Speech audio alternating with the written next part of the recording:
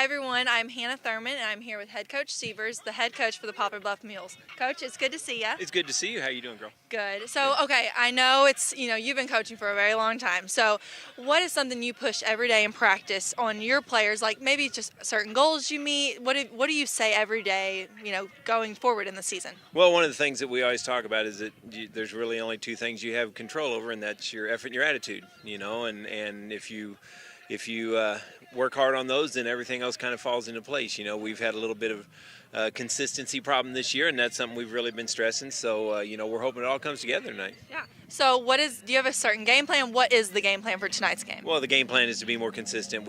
Our defense has played incredibly well this year. Offensively, we just haven't been able to put it together, and we're looking to fix that tonight.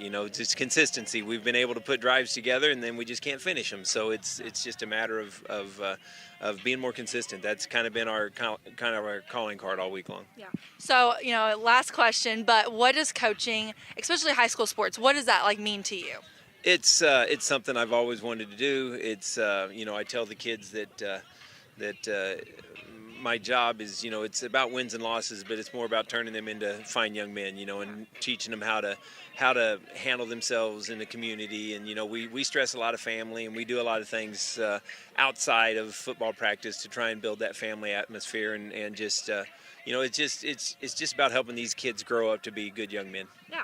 Well, Coach, it's been great talking to you, and good luck tonight. Thank you, dear. Thank you.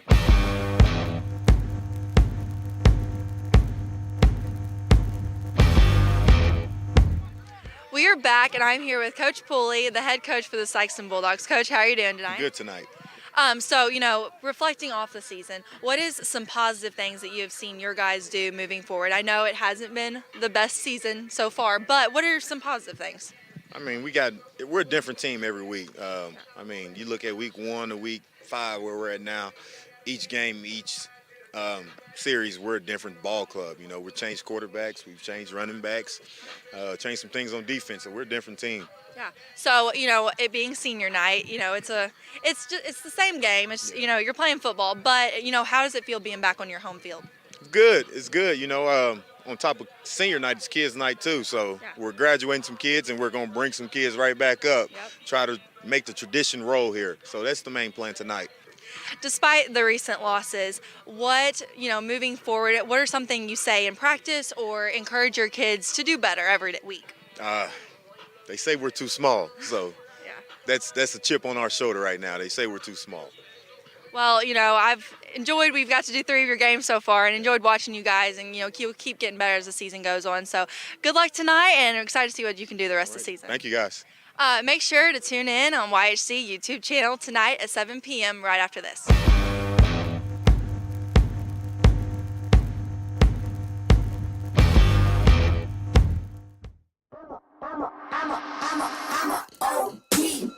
Know that they ride or die. I keep boys by my side.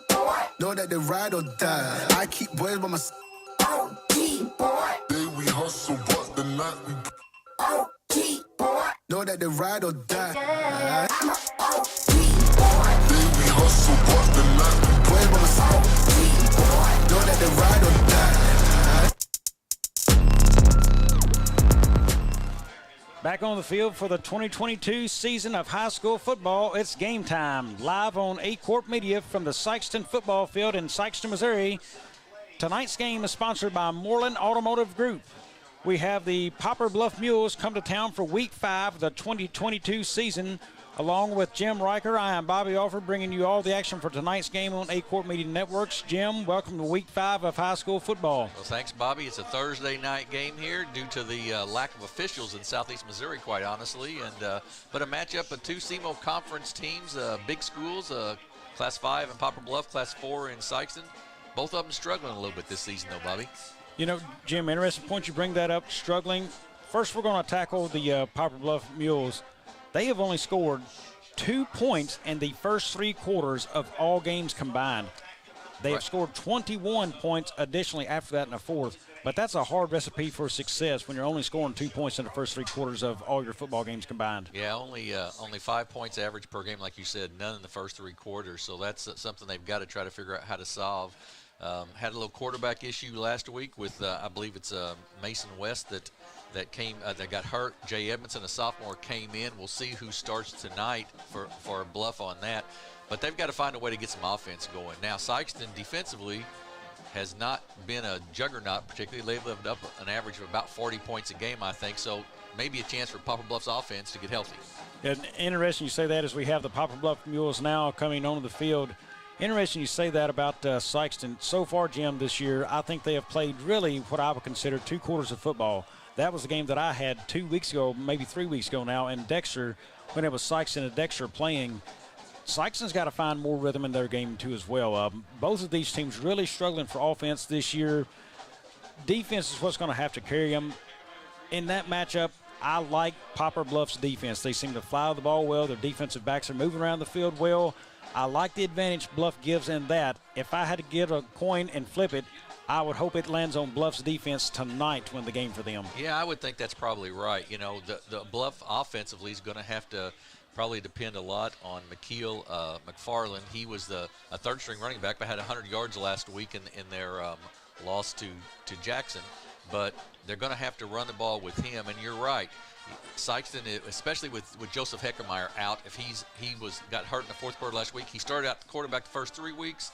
Last week they put him at running back, got hurt in the fourth quarter. Sikeston's down to their third-string quarterback, so it'll really fall on Kendrick, I believe his name's Kendrick Sherrard, to run the ball a whole bunch for Sikeston, especially with that third-string quarterback in there. And that's going to let Poplar Bluff's defense probably bunch that defense up. And as you said, they're pretty quick with their backs, defensive backs and their linebackers. Going to make it tough on Sikeston's offense probably. Jim, we'll continue with Sikeston. Also, Trez Clark, I believe, he had a nice game at Dexter running the football as well. I expect to see him run the football again some more as Sikeston is preparing to come out on the field tonight here. And also I think Dukes, he's a guy from a defensive end position for Sikeston. I thought he played very well that game as well. I expect to see him again heavily involved in what Sikeston's doing on defense. It's just a matter, can they get the turnovers? And welcome your Sikeston Bulldogs to the field tonight. So it really does, I think. And both these teams are looking for some confidence. As you said, Sikeston's played 2 good quarters of football. That was the second half against Dexter. Bluff has really struggled. I think the team that can come out and maybe get that momentum early on will be a huge part of this football game. You know, if one of the teams, when you're 0-4 or 1-3, and something bad happens, it's like, here we go again. But if you can get something good happen, you can start thinking, we can turn the corner. And these teams are not out of that SEMO conference race by any matter of means. You know, they've still got some games to play, so they could still factor into that SEMO Conference Championship, and you're playing for your district games, getting ready for that anyhow late in the season. So the team that I think can get the first break, maybe get that first score, I think that'll carry them a long way toward the momentum of winning this ball game. Another young man to watch for Sikeston, sophomore linebacker Luke Gadberry. He is a tackling machine for Sikeston this year. He will be involved a lot tonight defensively. It's just going to come down to, I think, who can get a break there. You also mentioned earlier Jay Edmondson. So he come in the Cape Girardeau football game, actually threw a touchdown pass and was part of a drive that had a chance maybe to pull away and win that game late. Could not convert. Interesting enough, a sophomore is able to do that. We may see him actually start this game tonight. So if it is Jay, that brings a little different element. How do you prepare for a sophomore who hasn't played a lot? I would expect Sikeston to blitz. Yes, that would make a whole lot of sense with the sophomore who's not played very much. You're exactly right. So it'll be an interesting toss-up here. Who plays the strongest? Who plays the best defense? Like I said, I think that'll be Poplar Bluff probably. And it's going to be some youth. I mean, when you got a third-string quarterback with Sikeston and a second-string quarterback with Bluff, that's a big deal. Jim, we're going to go to a 30-second break here and get ready for the start of this one. Folks, we'll be back. Don't go away, live here on 8 Court Media Networks. Pop, pop, pop, pop, pop, julep. Pop, pop, pop, pop, pop, julep. Pop, pop, pop, pop, pop, julep. Pop, pop, pop, pop, pop, pop.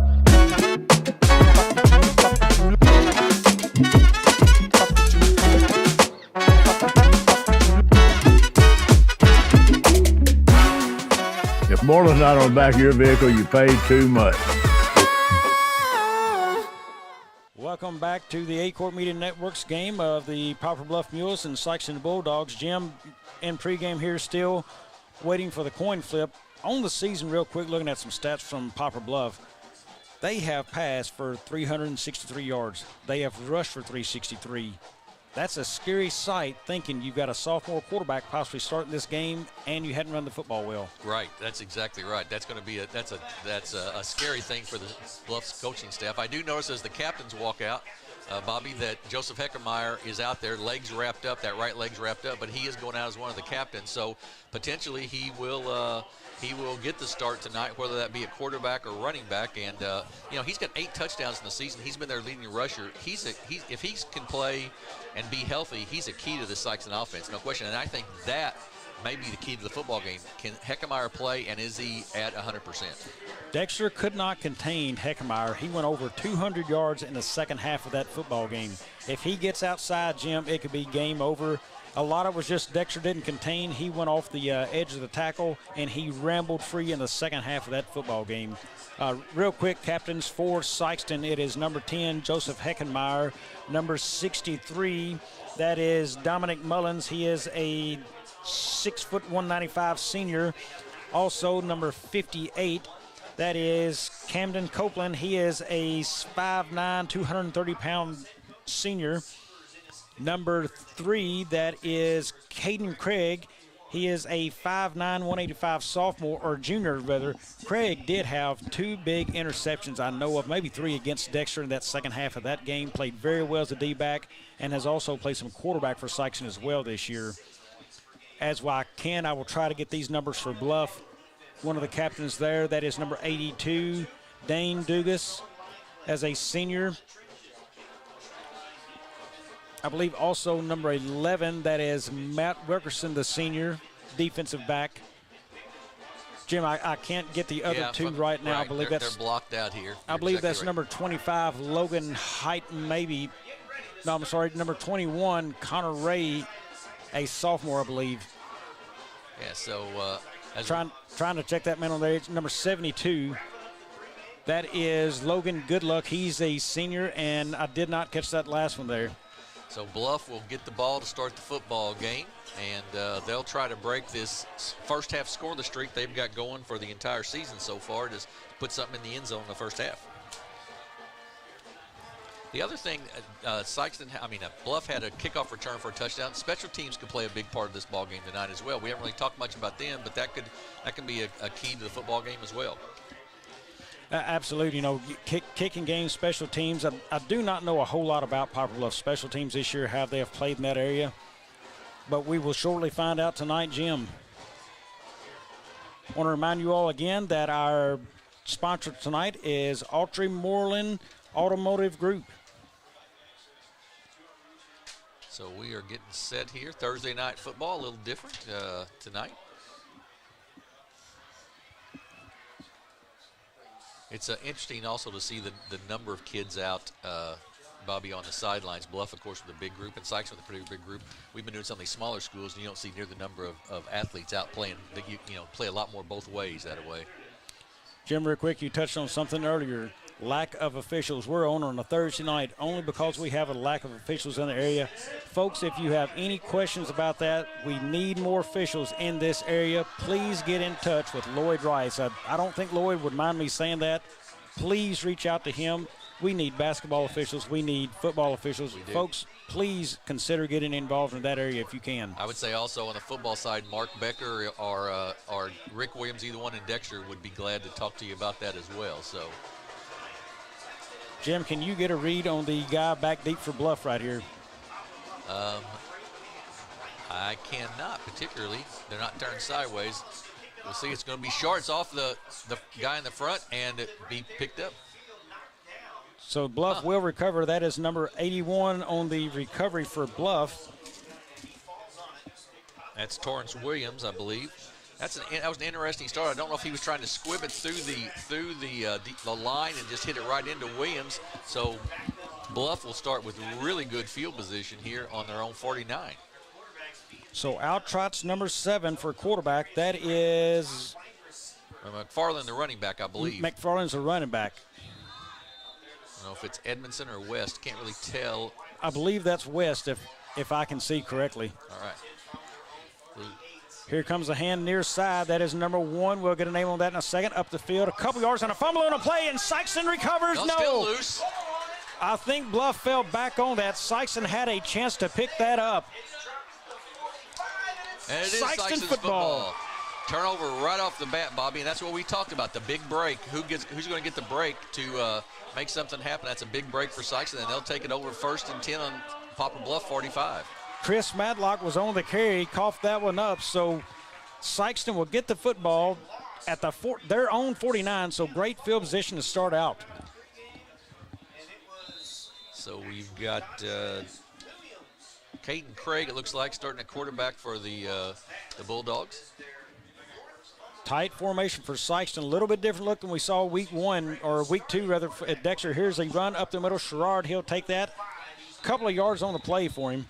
And it looks as if Sikeston's not going to take any big chances. But Heckemeyer's in the football game for the Bulldogs in the backfield on one of those wing spots as well. So we'll see Joseph Heckemeyer, I'm sure, carry the football a little bit here for the Bulldogs. And, Jim, I wonder if that goes back to week 1, Heckemeyer, or week 2, rather, against Dexter. He carried the ball so well, been a little inaccurate this year throwing the football, so why not move the kid where you can get more yards out of the legs? Here's the next. Craig hands that off up the middle again. Sherrard hits a wall there of Bluff players. Very short game. Yeah, pick up about 3 maybe on that, so it's going to bring up 3rd and about 5. But right now they're just looking to go right off that right guard, right tackle. And Bluff's defense is stacked in. So it'll be interesting to see if Bluff does stack in or if they feel like that Caden Craig can throw the ball well enough. Craig is a junior, a 5'9 junior at 185. So Jim Craig has made a couple passes this year. I believe a touchdown pass earlier in the year, but he is not going to be the guy known for the arm like Heckemeyer did. Be a good time, I think, to go to Heckemeyer right here, 3rd and 4. He has been a powerful runner for him. He split to the left side, Heckemeyer is. Back off to Sherrod. Sherrod, big hit up at the line of scrimmage, and he looks to be close, if not got it. Looks to be first down Sikeston. I believe it will be. Just got inside that 35-yard line, so it'll be a first down for Sikeston. And just basically power football right now, Bobby. Off the left side that time, whichever side they've lined up, Heckemeyer 2, officials time out here real quick as we're getting a shoe fixed, but whichever side they line Heckemeyer up to in the wing spot, that's the side they've run to so far. Jim, very good competition this year Bluff has faced. However, they have been outgained by over 500 yards this year in total offense. So they have had their own issues of stopping the football this year. Exactly right. Tight formation again for Sikeston. Craig under center. He'll turn around, hand it to Sherrard again. Comes near side, outside the tackle this time. Jim, every time Sherrard seems to be putting the head down, just looking to roll somebody. He's going to use power tonight. Yes, he's just he's trying to pick up a little bit an extra yard here and there. That was a nice block there by Asa Dorsey on the outside, the tight end on the outside, I believe, that sort of sprung that for a nice game. Brings up a 2nd and 1. First time we've seen him run outside a little bit, and I'm not sure Sherrod's going to be the kid who's going to be off to the races. I think he's more of a 4 or 5 yard guy, but he did pick up a nice 9 yards there. Good 9 yards, 2nd and 1. Jim, right now it's been all Sherrard, 2nd and 1. I'm thinking they're going to give a different number right here, the call. Craig is up underneath center. Heckemeyer lined up on this left side. Here's a hand back to Sherrard again up the middle. I was wrong. He has got the first down. They have just put the rock in his hands and the game on his shoulders right now and said, go get him. Yeah, they really have. And that was one of the linebackers there for Poplar Bluff that made that tackle. I believe that was Chase O'Neal with the tackle there. But just a first down, just to grind it out right now. And you know, when you've struggled offensively some, maybe not a bad idea. Go with what you think is your strength and get it and just push it down the field. Craig, no small, or not Craig, but I'm sorry, but Sherrard, no small kid. He is 6 foot 210 is what they have him listed as, yeah, and he runs at every bit of it. He's a load, you bet. So everything in tight, both teams. Here's Sherrard up the middle, tackled hard there. Had a man right on his back. That's big number 69 for Bluff. That is Josh Alcorn with a tackle. Yeah, Alcorn is a 265-pound junior, 6'1 junior. So a little bit of weight on Sherrod there. And picked up about 2 that time. And at some point, they're going to open the offense up a little bit, Bobby. They will, and that spells trouble for Sikeston, I think. When you have a defensive tackle, they're usually hole pluggers. When they're breaking through making tackles, that's not what you want to see for Sikeston. Right, exactly right. So got the that's the sign you're about to open up the playbook, most likely. right, exactly right. Clock running down a little bit here. I don't know if there we come out of the huddle. Got Connor Wallace split out at one of the wings, as well as Joseph Heckemeyer. Here's Hans Sherrard again, tries to go up the middle. Nothing there. So, again, you know, defensive tackles starting to fill holes, find out where they need to shoot a gap on this. Right, exactly right. And they're going to have, now they put a little different package in the ball game. You see number 16, Marcus Sanders, come in the ball game as one of the wideouts. Heckemeyer comes back in. He'll replace Sherrard here. Also into the ball game. Oh, excuse me, it's Camp that's going, Craig that's going back under center. But I'd say they're putting a wide receiver in here to try to spread out just a little bit. And pretty simple offense right now. Just turn around and hand it to the back. That is Heckemeyer beside of Craig right now in the backfield. They've got 4 wide, single man coverage to the bottom. Here is the hand. That's Heckemeyer up the middle. He has got minimal yardage there again, maybe a pickup of 2. It's still going to be about a third and about 5 that time, and they didn't seem willing to put it in Craig's hands and let him throw it right here. And it'll bring up a 4th down. Looks like number 25, Logan Height on the tackle, or in on that tackle with several other mules. And a big play, really, I think, Bobby, right here. After the turnover, if Poplar Bluff can get a stop and not give up any points, they got to feel pretty good about themselves after that turnover on inside their own territory. And right now, if you're Bluff, you're sitting up in the box thinking they do not want to throw the football. Exactly right. That's exactly right. And there, as you see, if you on the picture, you've got a bunch of kids within about 5 yards of the line of scrimmage right here. Now they spread it a little bit with the 4 wide out, though. Here we go, 4th and 5. Craig will be your quarterback. Snap to him. Heckemeyer flanks out to his left. Pass over the middle is in and out of the hands. Broken up there. Good coverage by Bluff, so it'll be a turnover on downs. That was number 24 on the coverage, Spencer Nunn for Poplar Bluff. Yeah, intended for Wallace there, and he had it in his hands, but a really good pop by the defender there, and it fell incomplete then. And Poplar Bluff, like I said, it's got to feel really pretty good about things after turning it over on the first play to hold him out of the end zone. But, Jim, I'm going to jump over into your territory for a second. He let that football get too close to the body. He's got to catch it with his hands out away from the body. Yep. Once it gets in near the pads, that's an incomplete pass. Right. You're exactly right. You're exactly right. So here is Bluff back. That is number 9 at quarterback, Mason West. He's in the shotgun. Here's the play. Going to go up the middle again and hop, skip, and a couple yards. Looks about a pickup of 6 on the play. That's McFarland. He was the 100-yard rusher from last week, I believe. McFarland, senior running back. He checks in at 165, plays running back and defensive back.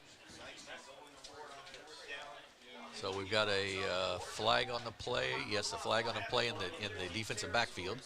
That's a very interesting play or spot for a flag. So far away from the play there.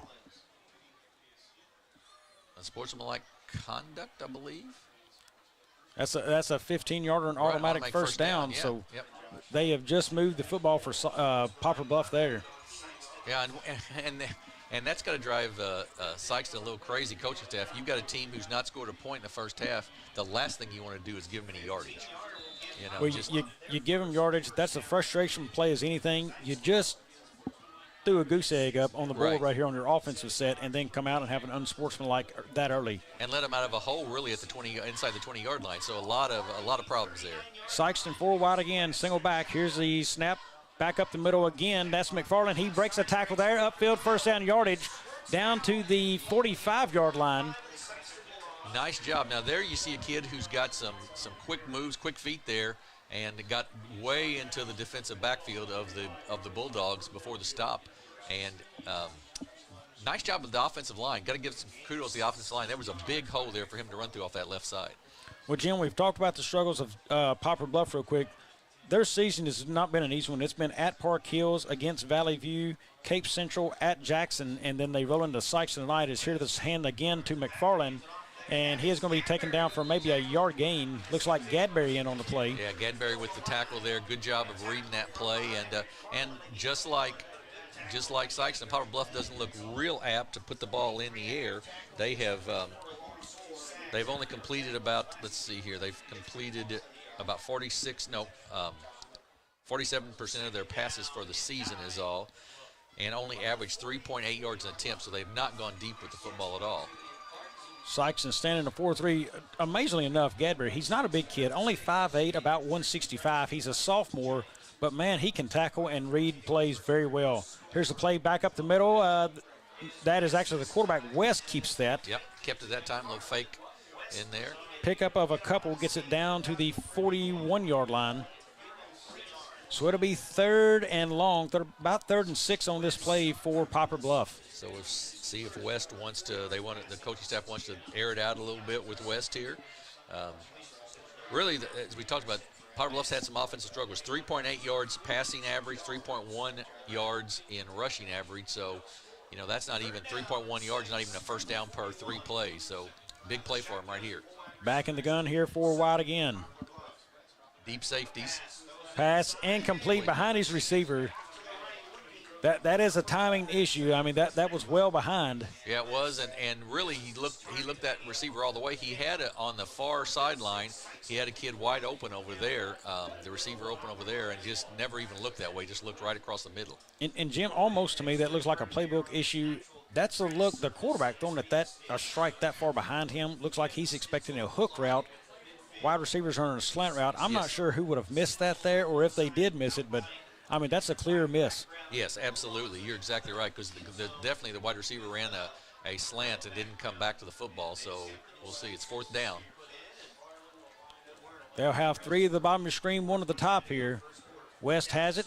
He looks to the bottom, slant over the middle again. That's called by number 36. He's upfield now inside the 20, down to the 10, and going to be taken down there by Sikeston. That is number 9 on the tackle for Sikeston. I will get that for you in a second. That is Aaron Williams. And Jadaean Young with the catch there. A nice run after the catch. Nice yards after the catch there. Just a slant across the middle. And he beat the cornerback, got behind him, and gets it down to the 6-yard line for the Mules. Jim, that moves the Poplar Bluff Mules into the Young Realty Estate red zone. That's prime real estate for scoring for all your real estate needs. See Young Realty. 1st and goal. Sikeston back in the gun now. 3 to the bottom of your screen. McFarland's been the runner. He'll get it again. Takes it up the middle, and touchdown.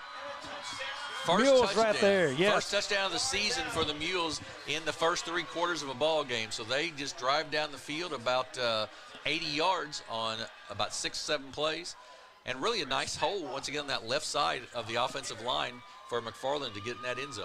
Yeah, again, not a bad team here with Poplar Bluff Mules, but they've had really tough competition. So, you know, they had to drive that downfield, coughed it up first play of the game, and hold them, get it back, and they're in the end zone. Hold us down, kick us up, and just barely squeaks over.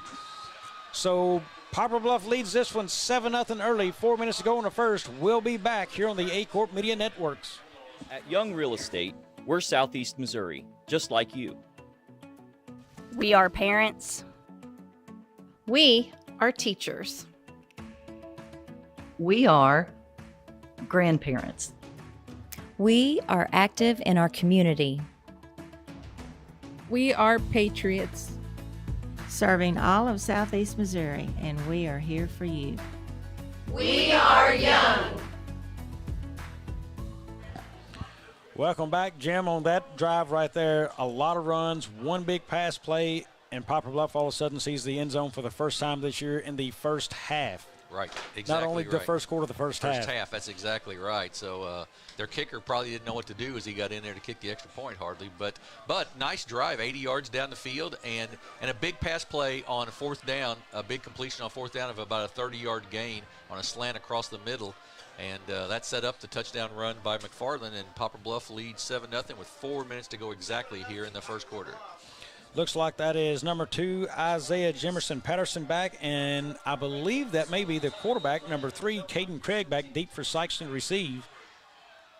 That is a kick up. It is short. That'll be Patterson coming up. He takes it, bobbles it, picks it up now, crosses the 20, And he's going to be stacked up there by Bluff at about the 24. So special teams for Bluff, no slouch either right now early in this football game. Yeah, good coverage that time on the return, and Sikeston will take over 1st and 10 on their own 25. And we'll see if they want to continue with that. Or, the first series, a lot of Kendrick Sherrard on the first series, and we'll see if that continues, or if they try to get something, maybe going jet sweep with Heckemeyer, something like that, to see if they can get outside a little bit. Well, Jim, right now, later on in that Sikeston drive, number 69, Josh Alcorn, and number 70, Kason King, started making it really tough to run inside. They'll want to continue that here. Line shifts on defense for Bluff. Sikeston back under center now, 3 to the bottom of the screen.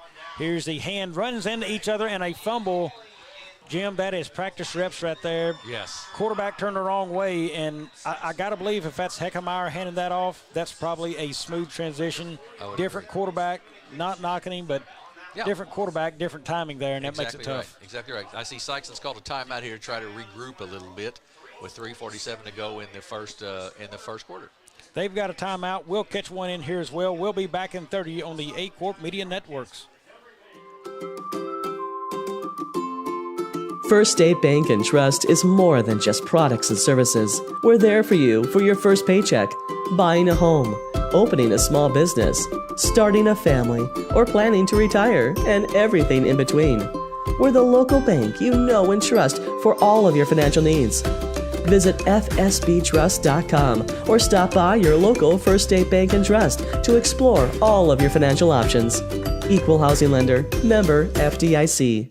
Welcome back to Sikeston. We're in a timeout right now. I believe it's our mandatory water break in the first quarter.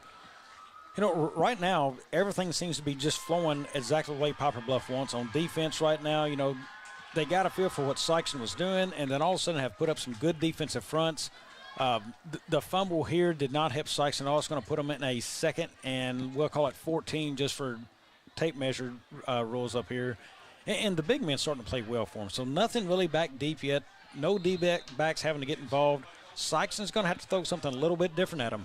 Yeah, only one deep safety for Poplar Bluff. They've got 4 close to the line of scrimmage there, so. Craig under center. He'll turn around, hand that off to Sherrod now. He's got it cut back up the middle and met again by several Bluff players. They're going to stand him up and stop him. That was most of the team for Bluff in there. Yeah, it was. And Sherrod runs hard, but what you said earlier, Bobby's right. You've got your defensive line there, the two defensive ends. So you got 5 guys in the line, another 5 guys really within 5 yards. So there's just not enough. You can't put enough hats on them to block everybody to give Sherrod an opening. Well, Sikeston has struggled mightily throwing the football this year. It is 3rd and 10 deep in their own territory. The ball sits at about the 25-yard line. Interesting to see what they're going to do here. Do you risk passing it when you haven't had much luck there and you've got a very talented backfield for defensive backs for Bluff? Or do you just hand it off, try to get yardage, and if you had to punt it, punt it? I think I would probably hand it off here, but we'll see what the play call is. Here's Craig, looks the pass, throws it out. That's caught by number 23. No running room throw. And again, Jim, I said earlier, but Bluff seems to fly to the football. Yeah, Dontrez Williams with the reception there on the pass. But you're right, they fly to the football, and they threw to the short side of the field as well, so Williams didn't have a whole lot of room to make a move. And it'll bring up 4th down, and it will send Bo Riddle back to punt, I believe, for the Bulldogs. Interesting arm angle, too, from Craig on that throw. Yes, it was. Yeah, it was. Riddle will punt that away. Jim, I cannot read the number there for Poplar Bluff back deep. I think that's number 1 maybe. Chris Matlock may be the man back deep to take that at his own 40. Ball away to Riddle. Gets it away cleanly. Going to be a short kick. He'll come up to near midfield and takes it there. So that was Matlock, and that's where Bluff will take over as we head into a minute 56 left here in the first. Nice, great field position for the Mules here at the midfield stripe, and I would think the Poplar Bluff coaches couldn't have scripted it any better, other than the fumble on the early in the ball game, the first play of the game. They couldn't have scripted it any better. A drive down the field, and then they get the ball on the 50-yard line. Well, if you're going to fumble, their defense made a stand there without giving up much. They've got to be very happy with that, and it built momentum right away. After the fumble, they built it right back. Absolutely. West back out. He'll be in the gun. McFarland flanks him to his left. Here's the play. McFarland back up the middle again. He breaks one tackle, and that is not McFarland. That is a switcheroo over there and caught outside. And that may be another Bluff touchdown. And he is. He's gone. Touchdown. I was like you. I thought McFarland, great fake in there. That is Matlock on the reception outside. So McFarland, beautiful fake. They had me as well. And outside again, expanding the playbook, Jim. Yeah, that's exactly right. And I think that Poplar Bluff coaches are feeling like, they've got to get a way to get some offense going. And that was, like I said, a little trick play. Great fake, though, to Matlock. And then to McFarland. They get outside to Matlock for the 50-yard touchdown for the Mules. And they lead 13-0. Well, so many times, teams do not sell the fake well. Bluff sold it well. They absolutely did there. Edmondson, your holder. I will have to check the number on the kicker. He's got it. It's up and good. So that is number 88 on the kick. That looks like Hunter Clifford for Bluff. So they go up 14-0. We're going to take 30, and we'll be back here in Sikeston. The best fall tradition in Northeast Arkansas is back, Pumpkin Hollow. Make sure to try out all the exciting things that Pumpkin Hollow has to offer. Get in the action on the breathtaking zip lines. Get up close and personal with the friendly farm animals. Get lost in the enormous corn maze. Get your thrills at the scariest haunted attractions in Northeast Arkansas. And don't forget to pick out the perfect pumpkin or fall decoration to take home and enjoy. Only at Pumpkin Hollow, the fall tradition for the entire family.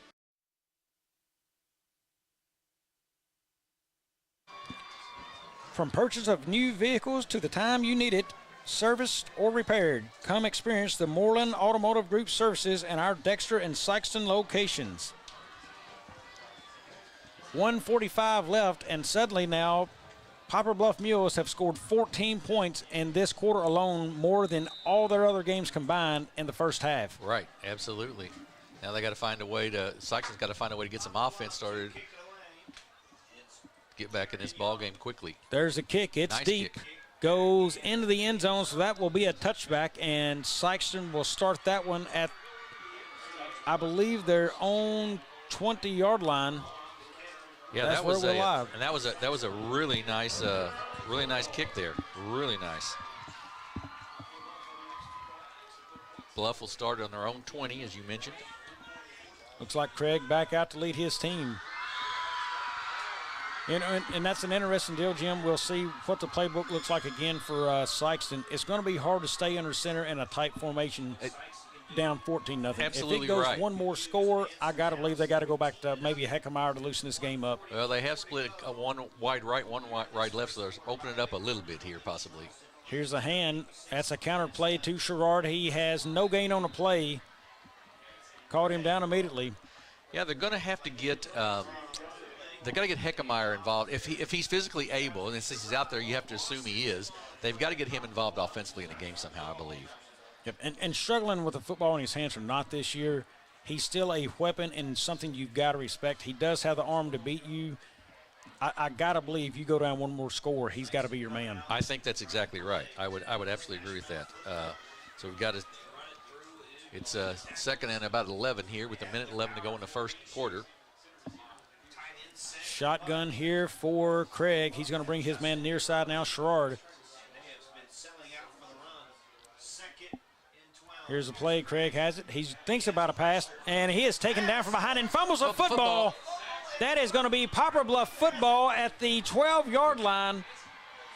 What a way to start this game for Poplar Bluff. They come into it 0-4, and now with a tremendous start in this first quarter. Chance to go up by 21 here, and Craig just went back. Lots of pressure by Poplar Bluff, and that's one of those things. Third-string quarterback, as you mentioned earlier, hadn't had many reps. That's one of those things you just throw it out of bounds and move to the next play if nobody's open. But, when you haven't done that very often, it's hard to realize that. With a clock never went off in his head. He looked, he pumped, and he brought it back down and stayed right there close to the line of scrimmage, and that's a dangerous spot for a quarterback. Exactly right. That's exactly right. Inexperience definitely showing up on the football field for Sikeston. Bluff back to offense. They sit in a great spot. Mason West has McFarland to his left. 3 to the top of the screen, 1 to the bottom here. That goes to McFarland. He's going to cut back up the middle and gets it inside the 10. And that spread offense is opening some things up that allows the Poplar Bluff Mules to move the football into the Young real estate red zone. That's prime real estate for scoring. For all your real estate needs, see Young. And they've spread them out enough, I think, Bobby, that the McFarland has some gaps to run through where right now Sherrod's not seeing that on the Sikeston side. And find enough an athlete, and I think as a future Heckermeyer may be able to do this, play defense. He hasn't been there all year that I know of, and they stick him out there on defense. He's on a steep learning curve as well. Here's McFarland up the middle, short game, if any. Going to bring up a third down now for Bluff, and that'll probably end the first quarter here. Did they just take a timeout? No, I think at the end of the quarter. I think they took the end of the quarter. So it did. It run out. Yep. 0 after 1, 14-0 Poplar Bluff from Sikeston. We'll be back, folks.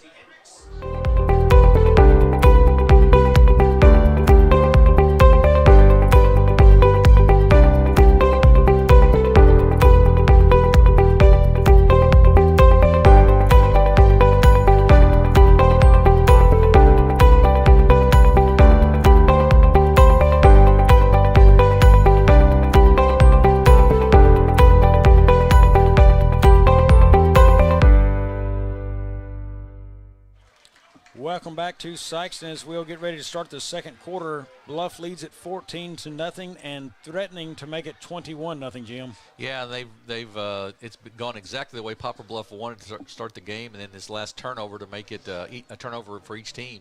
But 21 chance to make it 21-0. I got a score. Portageville leads Charleston in the first quarter, and the other Thursday night game this week, 14-0 in the first. That's Portageville with the lead over Charleston. I believe Charleston was undefeated coming in, right?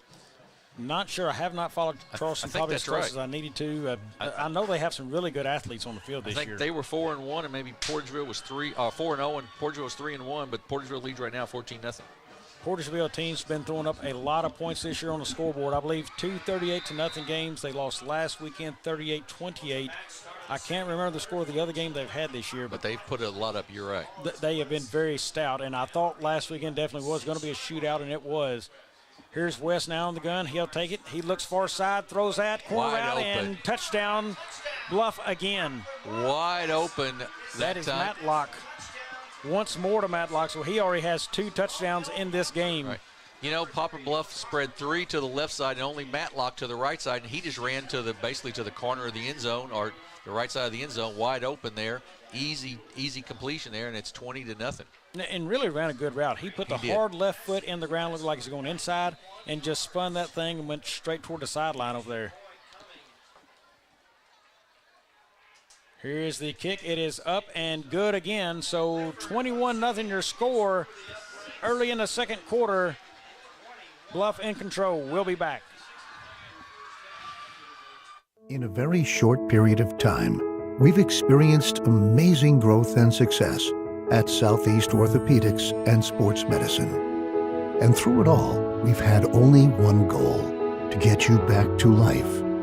And when things get better, when you feel better, we'll be right here to cheer you on. Southeast Orthopedics and Sports Medicine, always by your side. Welcome back to Sikeston, Jim. That is 2 passing touchdowns now for West. I don't even know if he's had one all year until then, but man, you know, one of them a little bit of a trickery. That one right there, that's just a good route, and they find themselves in a commanding lead. Yeah, exactly right. 21-0. They've scored 23 before this game. They had scored 23 points the whole season, and scored 21 here in the first 12 minutes and 4 seconds of this game. So, offense has come on strong here, and West has looked good throwing the football, I thought, as well. Very good tonight. Had the one pass behind the guy, you know, and after that, everything else seems to be on cue. There's a kick away that is going to be Patterson, I believe, taking that at his own 10. I believe that was, let's see if I can figure out who that was that brought him down. I believe that was pay good coverage there inside the, anytime you can stop a team inside the 20 on the kickoff, you've done very well. Well, Jim, he took that ball far side of the field at the 10-yard line. Likelihood it wasn't there. Right. Get the ball upfield, and nothing doing there. Craig, still your quarterback here. He's going to be in the gun. He's got that. Sherrod gets it, looks up the middle. Very few yards there.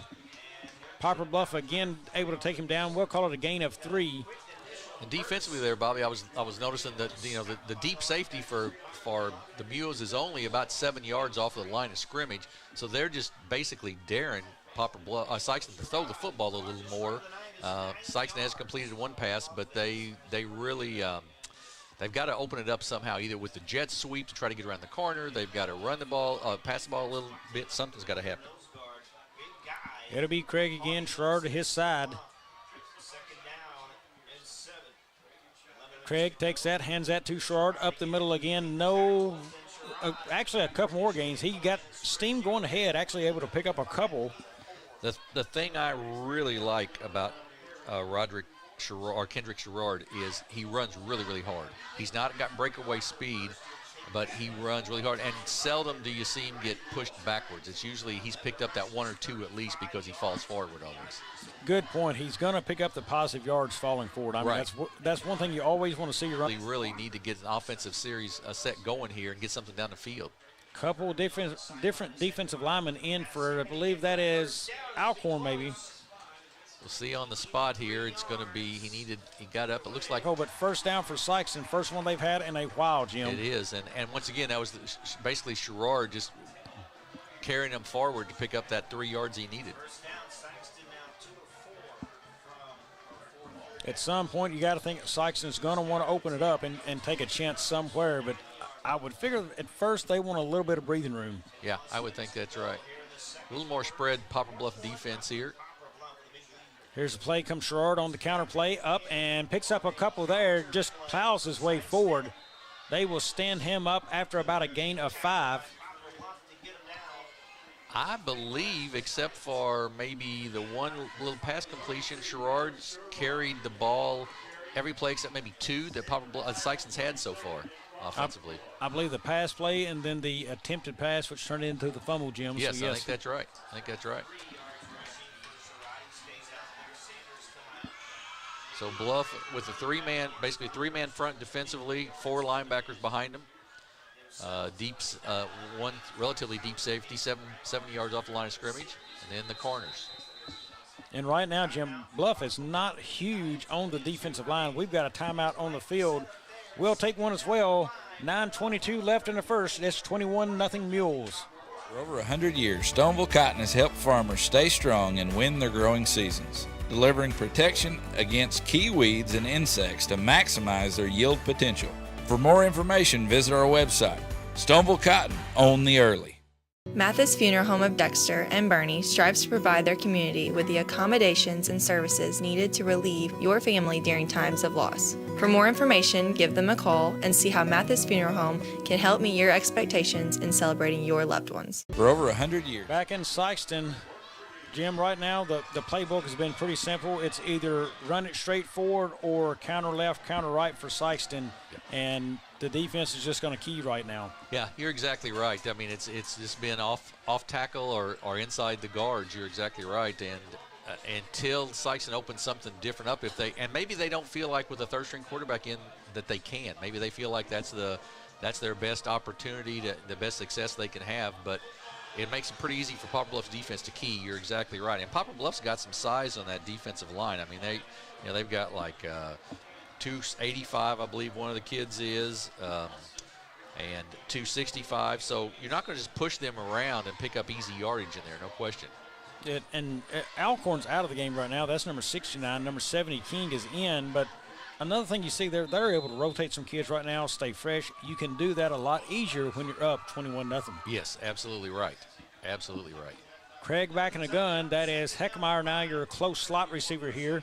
Pass play, Craig, he looks, he's going to throw that deep, and it's floated. Heckmeyer comes back to it. Nice play, Joseph Heckmeyer. He's got it down inside the 30 to the inside the 25. Great play, Joseph Heckmeyer, adjusting to that football, Jim. That's exactly right, Bobby. He made a great adjustment back. The defensive back didn't really turn his head around. Heckmeyer saw that it was a little short, came back to it, and then picked up another 15 or so after the catch. And it's a big pickup that Sikeston really needed right here to try to stay in this football game. Jim, to every young player or coach out there teaching kids, when your quarterback throws up a one-on-one ball, your receiver has to adjust to the ball, and Heckmeyer did there and put his team in a great spot. Craig back in the shotgun now. Sherrard is at his right. He'll hand it to him. Met immediately there, and that is big number 70. That is Casey King. Yeah, 6'2", 285 senior, and he just took Sherrod on and took him right down. And here's another thing I think is going on in Bluff's mind right now. This quarterback just floated a ball that could have very easily been intercepted. Correct. They still do not respect the pass. They're selling out run. Right. I absolutely agree with that. And I believe before the night's over, they'll get a pick probably on a pass, because I would say that Craig's strength is not his throwing. It's probably more of his running. And we've not seen any of that. We've not seen Craig, the junior quarterback, carry the ball as well. That'll be Heckmeyer again. He'll be in the slot closest to the line there. Craig in the gun. He's got it, fakes the handoff. He looks. He is scrambling around, and he is hit hard again. And again, that is King. King in there. King is dominating his man right now, whoever's on the offensive line, and just came in there. Big loss on that. Another situation where the quarterback needs to feel that pressure, and that's a learned behavior. Feel that pressure and then get rid of it. Or potentially run it right up the middle, because it looked like the pocket sort of broke down around him, so maybe that middle would have been open to pick up a little yardage. Right now, Poplar Bluff able to bring all kinds of pressure at him. Another big guy, I have not caught his name yet, number 76, Clayton Stark. He is a 5'10 junior at 215. No small guy in his own right in that game. He is flanked by King, number 70. And they are just absolutely laying it to Sikeston's front line right now. Craig back in the gun, and we've got a timeout here, Sikeston. They're going to take a break and talk it over. Jim and I want to do the same here. We'll be back here in Sikeston in a few. Growing cotton in the Mid-South is hard work. As a farmer, you make tough decisions every day. Choosing a cotton variety shouldn't be one of them. Next-gen brand varieties from Americot are bred specifically for cotton growers like you. We're 100% independent and farmer-owned. Plant cotton that works as hard as you do. Americot. All we do is cotton, all the time. Welcome back, folks. Jim, a little surprised they went for the pass again right there. You had it down close. Sherrard's been just banging his way through. I think I'll go ahead and try to punch that on a little closer, if not score with Sherrard right there instead of going to the pass. And now they find themselves in a 3rd and 19. Yeah, I agree with you, Bobby. And I really don't. Maybe the other question, play calling wise, I would have is, why haven't we seen anything? I have to believe there's jet sweep in their playbook someplace. There's that type of thing. Seems like that'd be a really good spot to just throw something else in to make Poplar Bluff's defense just think a little bit about something different. And I agree that Bluff is thinking right now straight ahead football. They're shooting gaps, filling gaps. If you can just get by them on that sweep, you may be able to break one to the edge. Right. Bluff showing blitz. That'll be Sherrard in motion. That is swung out to Williams and incomplete. Dontrez Williams could not come up with it, so it will be 4th and 19 now. Yeah, just a sort of a short arm pass that was short of Williams. He would have had to make it, even if he would have caught the ball. I think the coverage was pretty good, but it was a little short to him, and brings up a 4th down here. And with the quarterback's arm strength and with the lack of experience, you just can't put yourself in these 4th and 18, 3rd and 15s, that kind of thing. You've got to try to shorten that to 3rd and 5, that type of thing. Already 4th down territory for Sikeston. Craig flanked by Heckmeyer. Heckmeyer now switched to the other side. He flanks him to the right now. Here's the snap. Heckmeyer stays in the block, throws it deep up, and that is caught by Williams.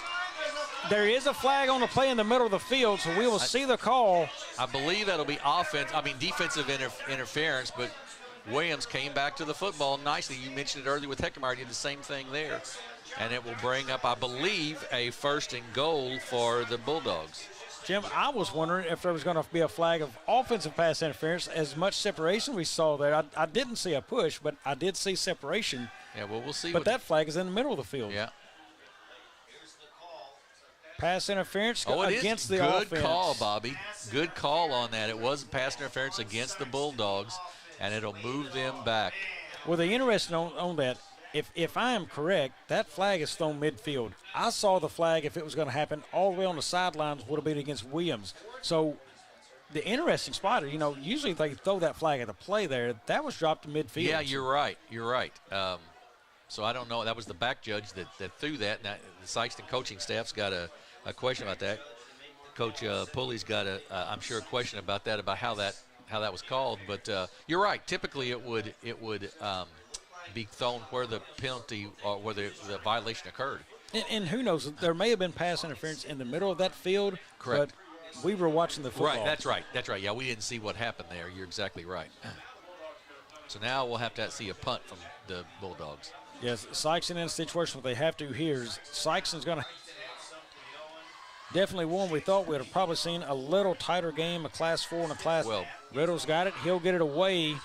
That is going to be a decent punch if he can get a bounce back, and that is Marcus Sanders Jr. on the recovery, so he's got that inside the 5. Yeah, that was great coverage on the special teams there and a really nice punt after a low snap, a really nice punt by Riddle there down deep. And now if you're on AstroTurf, that probably bounces into the end zone, but on grass it's sort of checked up and like a nice wedge in golf, checked up nicely, and it's a deep for Poplar Bluff in their own territory. Now's when Sikeston, to get back in the ball game, you need a turnover. You get a turnover here down deep and give yourself a chance offensively then. And Jim, I expect Bluff to play it conservative here with McFarland up the middle would be my. And we'll see if he's going to get forward progress at the half-yard line. I think you're exactly right. I believe that's right. I think he did get out of the end zone, and you get your forward progress. It'll be at the half-yard line. But the one thing that Sikeston needed happened. They just couldn't fall on the football. Jim, now I'm asking my cornerbacks to be athletes and my safeties to be smart. You've got to play good coverage out here. I would bring the house. I'm filling every gap, every hole, and see if I can get in there and get 2 points and the football back from Sikeston. They need a break. Yeah, I would agree with that. I would think that's a great idea. Gadberry is your linebacker there in the screen, number 44. He is showing close coverage. There's Heckemeyer to the bottom of the screen. Here we come, and he is stacked up in the end zone. Safety for Sikeston. There it is. They brought the house, Jim. They did. They came off both corners. Heckemeyer from this corner, the other side. The linebacker from the other side came, and they get the safety. A much-needed play for the Bulldogs. And that's a big turnaround. Now, if Sikeston can come down and get a score here, all of a sudden you can make it 21-10 with a 2-point conversion. You're back in the football game. I'm going to call my next surprise play. How about a flea flicker to Heckemeyer throwing the touchdown? Good idea. Really good idea. Yeah, I do, but they could easily roll him out on a bubble screen, go across field. Sure. They could, pitch it to him on a sweep, get out, throw this thing in the end zone. Right here, I think you've got to throw something at them they're not used to. They're looking for the runs up the middle, something little safe, conservative. The pass, it really hasn't been there for Sikeston outside of Heckemeyer adjusting back to that football in the air. You got to give them something they're not ready for. Yeah, you're exactly right. There's got to be some different look. There's got to be a different type of look at some point. That is Patterson. It looks like number 9, Aaron Williams back for Sikeston. And Dontrez Williams back there. He's back there as well. Is he coming off now? Yeah, he's coming off, I believe. And he's the one earlier in the year was their receiver they kind of targeted. He would be the one I throw a jump ball to him. He's got good hops. He can go up and get a ball if he needs. Here's the kick. Bluff will kick that away. It's going to be short. That'll be Patterson coming up. He takes it at his 30, gets it across now to the 40, comes near side. Oh. Jim, that is the second time tonight we've watched him do that, trying to stretch the field when he just needs to get it up. Right, absolutely. That was a great open field tackle there. Got to give the young man credit. That was Dane Dugas, a 6'5 senior, and it's just a fantastic open field tackle. But you're right, Bobby. That's one of those. Probably just take it up the gut, hope a lane opens up and at least get to the 45 maybe, but he was trying to get to the outside. And it is very hard for the Bluff defender to break down and make a play in the open field. You've got a better chance there. Once you take that angle, Bluff only has to read you going one way. And he certainly did and made the tackle. Yep, absolutely right. He's making that a lot easier on Bluff and a lot harder on himself. I say all that to say. Here's Craig. He's in the gun, 5 wide now for Sikeston. He's got it. He looks to pass, gives a pump fake, another pump fake. He's got to move and does. Throws it up, and it is caught and taken down immediately. That is number 16 on the play, Marcus Sanders Jr. flag down on the play. We'll see if that's a We're going to see what it is. I don't want to speculate because I immediately took my eyes downfield. I did too. Generally in the area of a hole, but we will see. Right. It's Here going comes to be looks like a roughing the passer on Poplar Bluff. So another big break. That's a personal foul, 15 yards on top of the finish of that play. So Bluff right now is trying to get Sikeston back into this football game. You're up 21-0. Now it's 21-2, and now a big pass play and a penalty.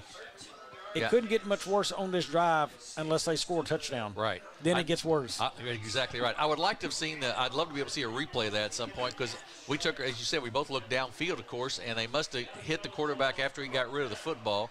And give Craig credit. He stepped up in the pocket and felt the pressure that time, moved to the right a little bit, and freed himself up and got the pass away. And I want to compliment Sanders. He adjusted again to a football. Yes, That's he not did. a strong thrown football, kind of in no man's land. He stopped his route and come back to the football. And knew he was going to get hammered when he caught it. So that's a great catch by the kid. So they'll go back. Shotgun again. That is now 5 wide, and Heckemeyer to the slot in the bottom of your screen.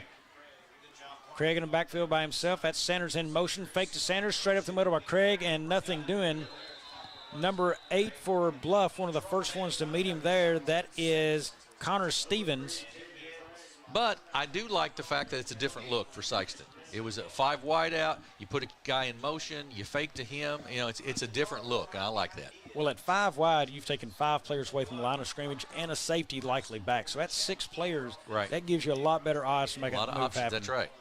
You get one good crease there in that defensive line, and he's all the way back into the safety already. So good call. Split backs now. First time we've seen it tonight. That is Sherrard to the left and Heckemeyer to the right. Craig in the middle. That's a counter play to Sherrard up the field. He's got good yards and more. What a hit. Sherrard absolutely lowers his shoulder and introduced himself to number 24. That is Spencer Nunn for the Bluff. Yeah, I really like watching Sherrod run the football. He runs so hard. He got hit probably 3 yards past the line of scrimmage and ended up with about a 6-yard gain there. Really runs the football hard. Obviously 4-down territory here as the Bulldogs are in the Young Real Estate red zone. Here is another counter to Sherrard. He looks near side of the right, gets it up and out of bounds. Good job by good job. Oh, and Sherrod just went down with a cramp, we hope. Went down, no contact there on the track, but he went down and is in some serious pain right now. Jim, we're going to give them a chance to get that cleaned up. Folks, we will be back in a few here from Sikeston. It's 21-2, Poplar Bluff.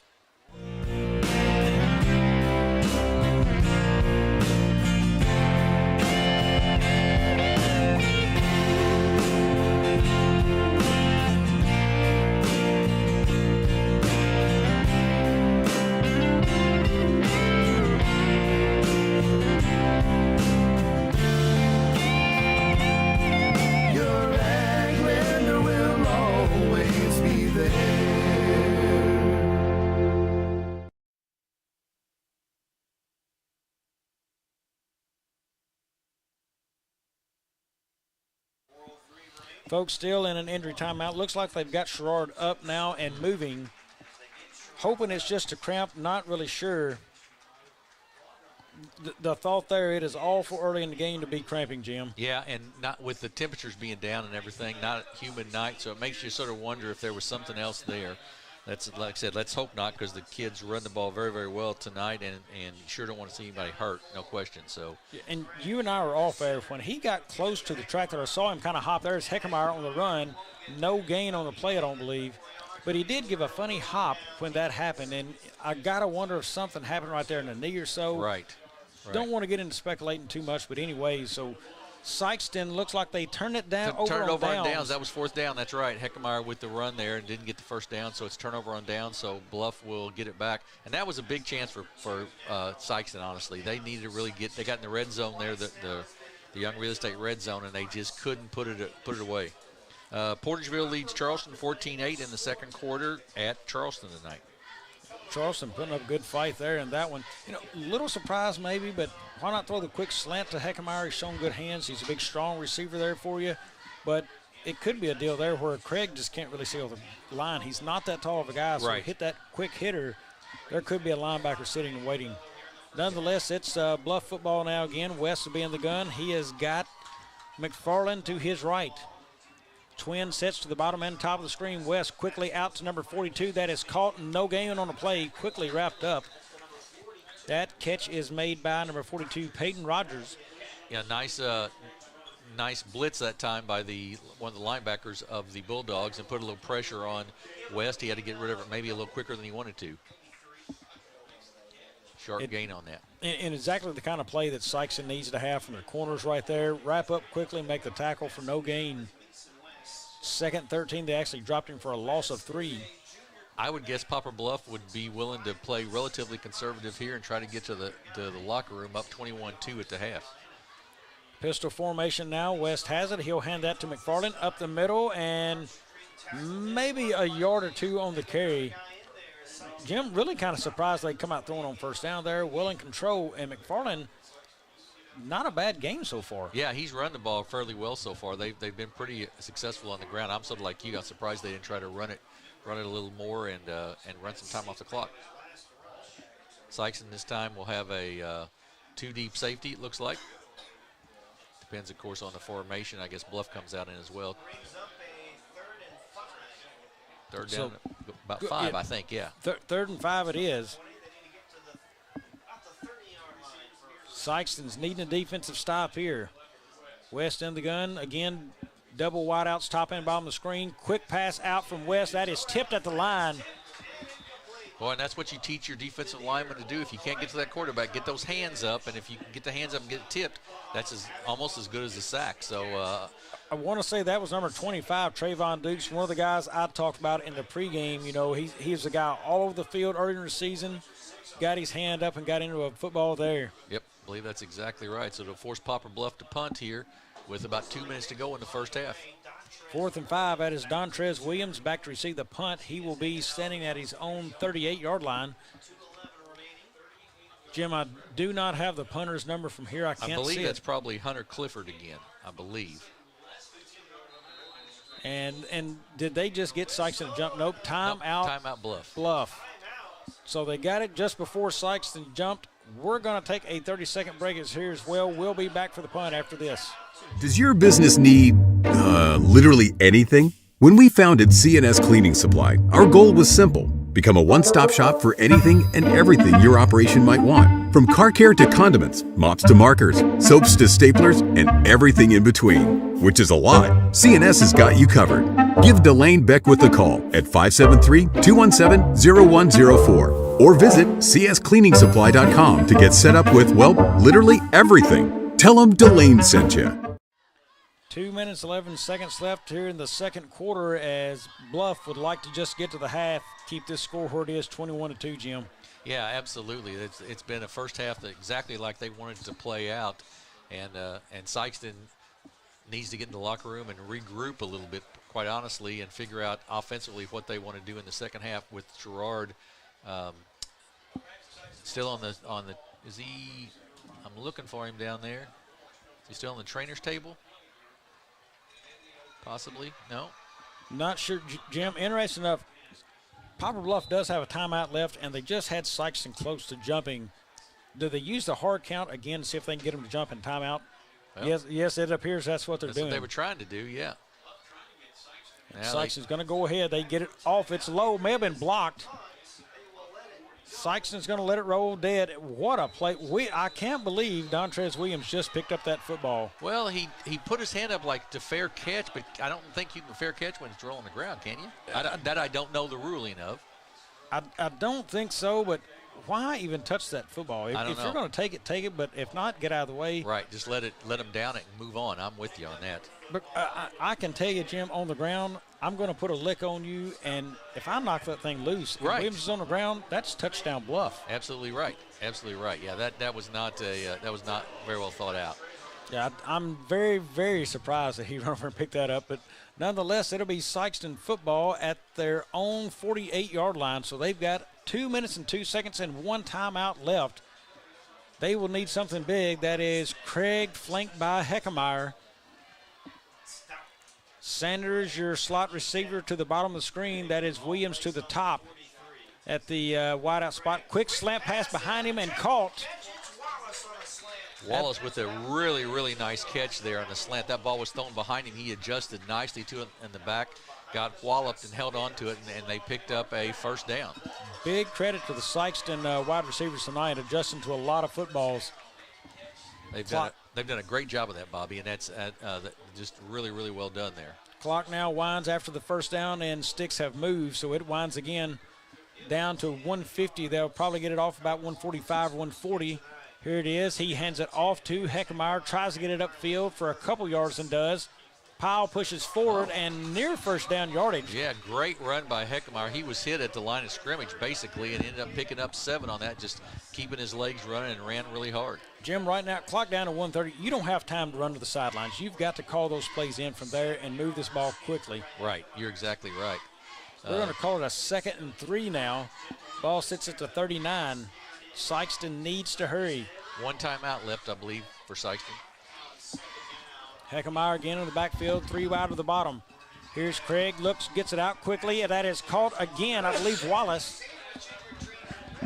That is number 11 on the play. That is Wilkerson. No, I'm sorry, that is wrong team. Wallace, that is I Wallace. believe. Connor Wallace again for the first down, and that'll stop the clock as they the clock as they move the chains. Again, this is your hurry-up offense drill. They're having a huddle up, call play, run back. Too much time clicking for Sikeston. And now we have called a timeout. Bluff. Timeout Bluff. Okay. So they'll take one. We're going to slip in another one as well. We'll be back in 30 here on the A Corp Media Networks. Juju Promotions in New Madrid is your one-stop shop for all your personalized merchandise. Whether it's screen printing, embroidery, promotional products, heat presses, or decals, we've got something that will suit your needs. So you, your school, or your business will always be looking its best. There's tons to see, from apparel to accessories. So what are you waiting for? Stop into Juju Promotions today in New Madrid, Missouri. And don't forget to like us on Facebook. Well, Jim, Sikeston, right now they have the football. It lies on the 34-yard line, 1st and 10. They do have a timeout in their back pocket, but they really need a score, because if they can score and get the football after the half, they find themselves back in really good shape. Right, exactly right. They could get it back to a 1-score game pretty quick in that 3rd quarter. But you mentioned it before the timeout. You've got to find a way to have your plays ready to go, and you've got to throw the ball to the sideline a little bit. Probably they've not done that very well. And part of this, we've got to remember, it's a 3rd-string quarterback in there too. You know, and this is his first start, so that makes a huge difference. There's no question. First starting, you know, you got to think there's maybe a player standing beside you who can come in as wide receiver. He runs that play in. You're thinking of the next play right now. Sure, absolutely right. Here's Craig. He's got it. He is flanked now, sends Heckemeyer in motion. It's going to be a pass out to him, out in front. Nice play and out of bounds. Safe play for Sikeston, and clock will stop. Yeah, great read there by Logan Height on the defensive play. He read Heckemeyer out of the backfield all the way and made a really nice play on it. And that's a good job there by the linebacker. He is picking him up, and he just moves right with him at Height. Caught his name a couple of times already tonight.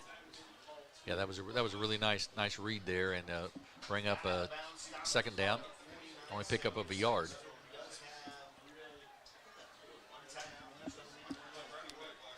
.8 on the clock. Sikeston again needs to move the football here. 2 deep safeties for Bluff. Snap. Looked like a quick play. Here's Craig looking, and then fumbles the football. Poplar Bluff looks to be all over that football. Yep, they are. Big recovery there. Trying to decide if it was a pass or not, I think, is going to be the question. If his arm was going forward, I don't believe so. And it'll be a turnover recovered by Logan Davis of the Mules, and Poplar Bluff will take over 1st and 10. What a play right there. Again, the inexperience, the 2nd fumble for him tonight. Inexperience will find itself and show on the football field, and it has. Nice. The first part of the play was nice pump fake, but then he didn't pull it in nicely, and when he got hit, he fumbled, and that was the turnover. Couple of sacks tonight for the Mules. Big one there as they stop Sikeston and likely go in with a comfortable lead of 21-2 or more. They may look for a quick strike if they can get it, Jim, since they have good field position here. I say, yeah, I'd be putting a couple of safeties. They only got one really deep safety.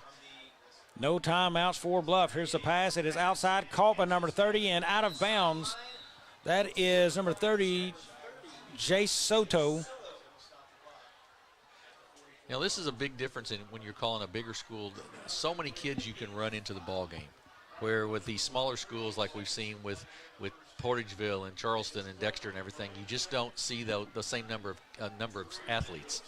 And quick play there, so we're going to call it 2nd and 5, but quick play out of bounds, not a lot off the clock. Right. Very smart football to get out of bounds very quickly for Bluff. Got again in the gun. He looks quickly, and he's going to pump fake, throw it downfield, and incomplete is out of the reach of Soto there. Not a bad play by Bluff, taking a chance downfield here on 2nd and manageable. Yeah, nice pump fake by the quarterback there too. As he had just gone to the sideline, he pump faked, hoping to get that cornerback and safety to jump into that. They didn't take the fake, and he had to overthrow the pass, incomplete. So Bluff now 3rd and 5 and 33 seconds left on the clock. Ball on the 44. Borcholz 3rd and 3, so we'll go with them instead. 3rd and 3, West has it. He looks, gets rid of it quickly, and that is caught there, and that is, again, Matlock. He's got one man to beat.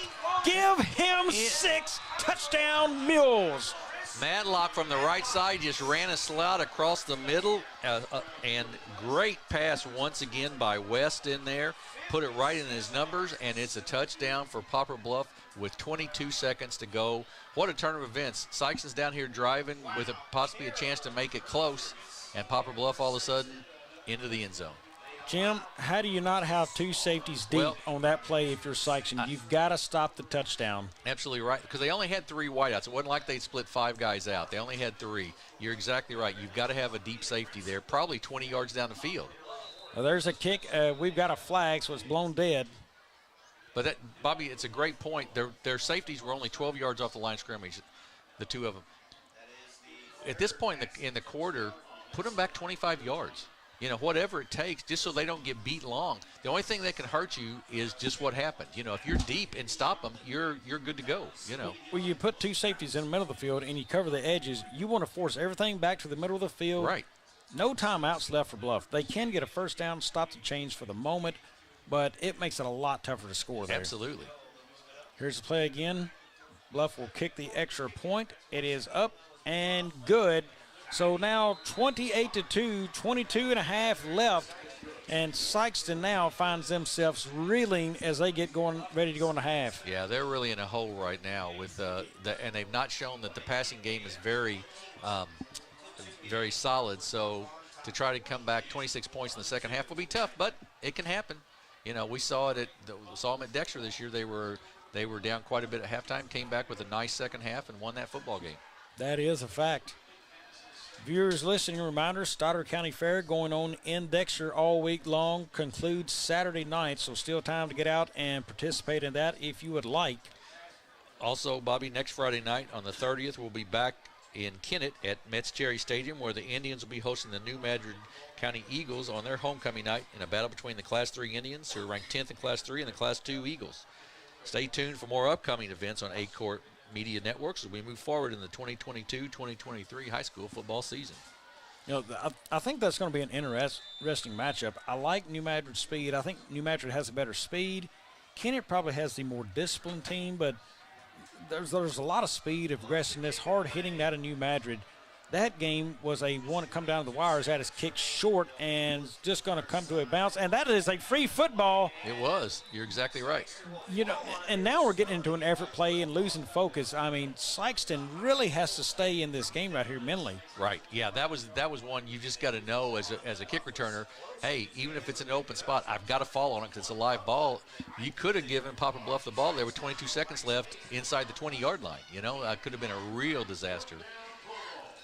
And so, that's going to be an interesting matchup next week. I will try to check in on that game as much as possible. As Dexter, my son plays for Dexter, so I will be at that game watching. But I think that is going to be an excellent matchup. Actually, Dexter next weekend is at Crothersville, but the New Madrid-Kennett game, that will be a fun one down there. Yeah, it should be a good one. You're right. Here's Craig. He's in a gun, flanked by 2 running backs. That's going to be a hand goes. Looks like Sherrard near side. Nothing doing at all. And Bluff gets him down. That is big number 69. That is Josh Alcorn. Called his name a couple times already tonight. That should end the first half here. I think Sikeston's headed toward the locker room, as is Bluff. But Jim, halftime is here, and this has been nothing but a game controlled by Poplar Bluff. They go in leading this one 28-2 at the half. Yeah, Bluff really outplayed them, no question about it. I believe we have a halftime interview coming up tonight as well, so stay tuned for that, another FCA interview. Stay tuned for that. And then Bobby and I will be back for the second half, won't we? Absolutely, Jim. Folks, stay with us for the halftime interview, and we'll be back to see you in the second half. My name is Kimmy Fleming. I am a senior at Southeast Missouri State. I'm on the softball team, and my degree is in elementary education. So my dad actually started FCA at our high school like 20 years ago, and saw him be involved in it. He got out of it when he got in youth ministry. Yeah, when I went to high school, his best friend was a leader, and I just started to get involved. I went to some camps with the St. Louis FCA and loved it, and I knew it was something I would want to do. Came to college, got really involved, and then about 2 years ago, the Lord put on my heart to do this as my career. So my heart with going on staff is college students. 2 years ago, it was not. It was high school students, and the Lord has softened my heart. And Mike, the area director here, just really encouraged me to start praying about the college level. And yeah, my heart has been with college. I want to do full-time college ministry. Along with my husband will be helping me, so we're excited when I graduate just to get on campus and get to serve these athletes. So we have our FCA every Wednesday night at 7 p.m. and it's all athletes wide. So we get to reach all different sports doing that, but specifically within my team, I actually got to lead my best friend to Christ 2 years ago, last week. After our first FCA, we'd been lifting together all summer. I played with her when I was little. She came into my room afterwards and was just like, I don't know the Lord. If I die right now, I know I'm not going to heaven, I'm going to hell. And so yeah, I got to spend that time with her and pray with her, and her life has been a complete 360.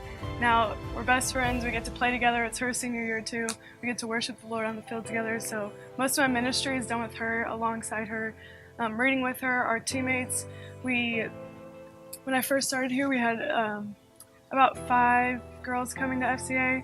And when we did a Bible study last year at my house, we had 18 out of 25 coming. So that was a big blessing. I've had a lot of conversations with them, and yeah, it's just been really good. Yeah, so he has impacted my life in so many ways. Like I had said before, my dad, I grew up in church, and my dad's best friend passed away. And my dad was up, he was the youth pastor. I couldn't go up to the front because I'm not old enough, and I was in the back, and my dad just shared the gospel, and the weight of my sin just came relevant. And the Lord saved me that night. I was 8, so my sanctification process has been a lot different over the last years. And then my freshman year of high school, I went on a mission trip, and I just realized we had to shout out what we struggle with. And I'm like, as my dad's the coach, the youth pastor, all these things, I struggled with perfection. I strive for perfection, and I'm not going to be perfect. I'm a sinner. Jesus is the only one that's perfect. And that was the big turning point in my faith. I just struggled with confession and repentance before then. Then I came to college, and my parents, it wasn't a choice to go to church, and it's wow, it's a choice. I got plugged into Gospel Life Church and some ministries on campus like FCA and other ones, and that was when my faith became my own. Yeah, that's kind of how I came to know the Lord and how He's worked through me. The biggest thing I would want to leave is that softball, sports, relationships, everything is not your identity. Your identity is in Christ. Being a Division I athlete is exhausting. There's days I come home and just cry, and it's just a sweet reminder. Allison, my best friend, she texted me yesterday and was like, praise God, our identity is not in softball and not in school, but it is in Christ. And he is so much more than this stupid day of softball when I did bad or something else. Like, he is so much more. So that's something I hope I can leave with my teammates, that this sport is not everything and it's going to come to an end. We all have to retire sometime, and that Jesus is just more than any of this. So I would encourage someone who's either has an FC at their school or doesn't all, just to contact someone on staff. You can go to their website and see who's on staff and get that contact to that local staff member and get in contact with them, whether they have it at your school or to start it. And as staff members, that's our job. That's what we do, is just to come and serve you, show up to meetings, see how we can help you get connected with a coach to help you at the collegiate level and the high school level.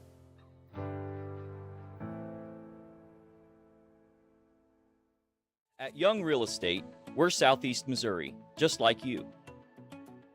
We are parents. We are teachers.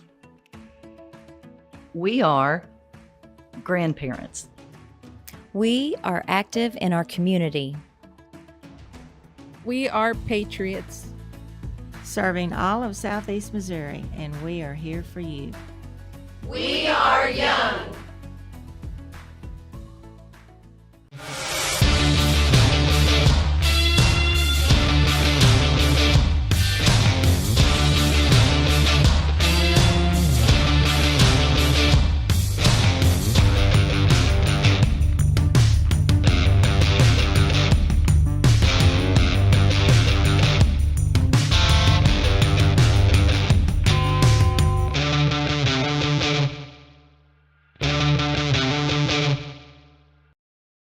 Growing cotton in the Mid-South is hard work. As a farmer, you make tough decisions every day. Choosing a cotton variety shouldn't be one of them. Next-gen brand varieties from Americot are bred specifically for cotton growers like you. We're 100% independent and farmer-owned. Plant cotton that works as hard as you do. Americot. All we do is cotton, all the time. Julep, pop pop pop pop pop julep, pop pop pop pop pop julep, pop pop pop pop pop woo.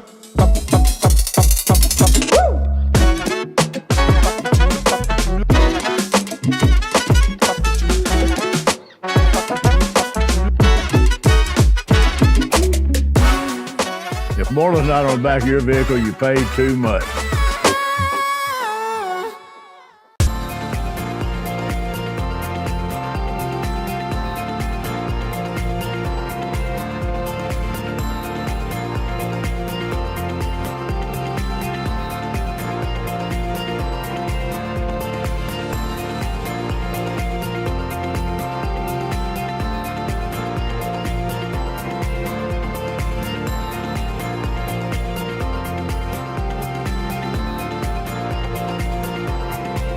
Does your business need, literally anything? When we founded CNS Cleaning Supply, our goal was simple. Become a one-stop shop for anything and everything your operation might want. From car care to condiments, mops to markers, soaps to staplers, and everything in between. Which is a lot. CNS has got you covered. Give Delane Beckwith a call at 573-217-0104 or visit cscleaningsupply.com to get set up with, well, literally everything. Tell them Delane sent you.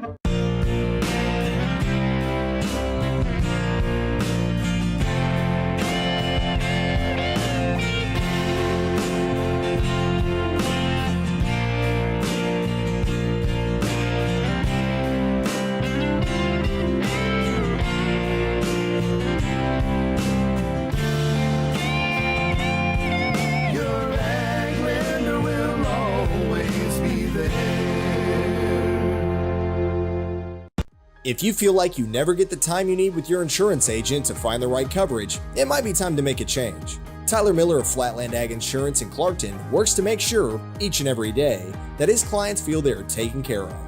With years of experience in crop insurance in 4 states, he strives to provide you with the exact coverage you need for your specific situation.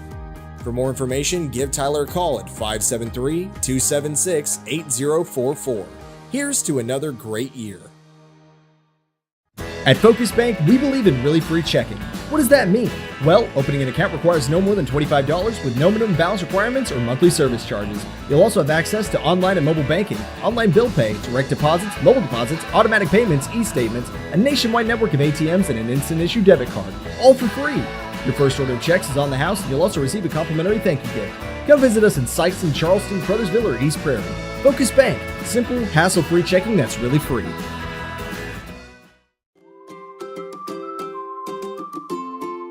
First State Bank and Trust is more than just products and services. We're there for you for your first paycheck, buying a home, opening a small business, starting a family, or planning to retire, and everything in between. We're the local bank you know and trust for all of your financial needs. Visit fsbtrust.com or stop by your local First State Bank and Trust to explore all of your financial options. Equal housing lender, member FDIC. First State Community Bank has been named the #1 bank in Missouri by Forbes, and we think they might be onto something. When it comes to banking, we've always said that people should come first, and we hold true to that idea. Opening an account has never been easier. You can even do it online.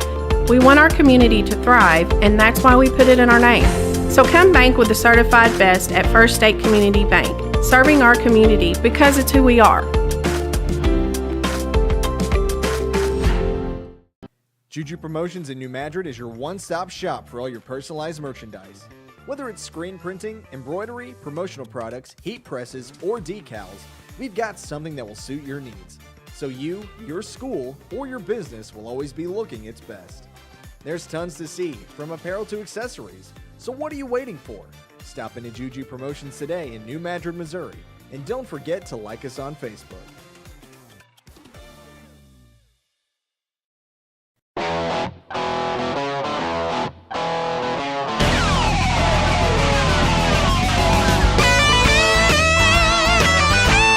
We're right here at King Jerry Lawler's Hall of Fame Bar and Grill on world-famous Beale Street, and as you can see, oh my gosh, we have the best barbecue ribs in Memphis.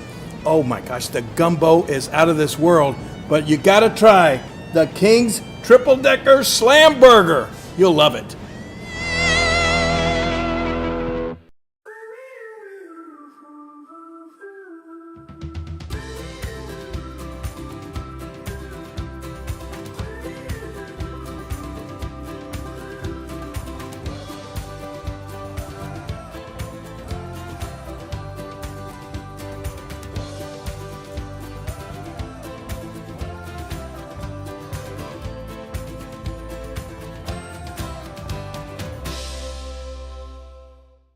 Mathis Funeral Home of Dexter and Bernie strives to provide their community with the accommodations and services needed to relieve your family during times of loss. For more information, give them a call and see how Mathis Funeral Home can help meet your expectations in celebrating your loved ones.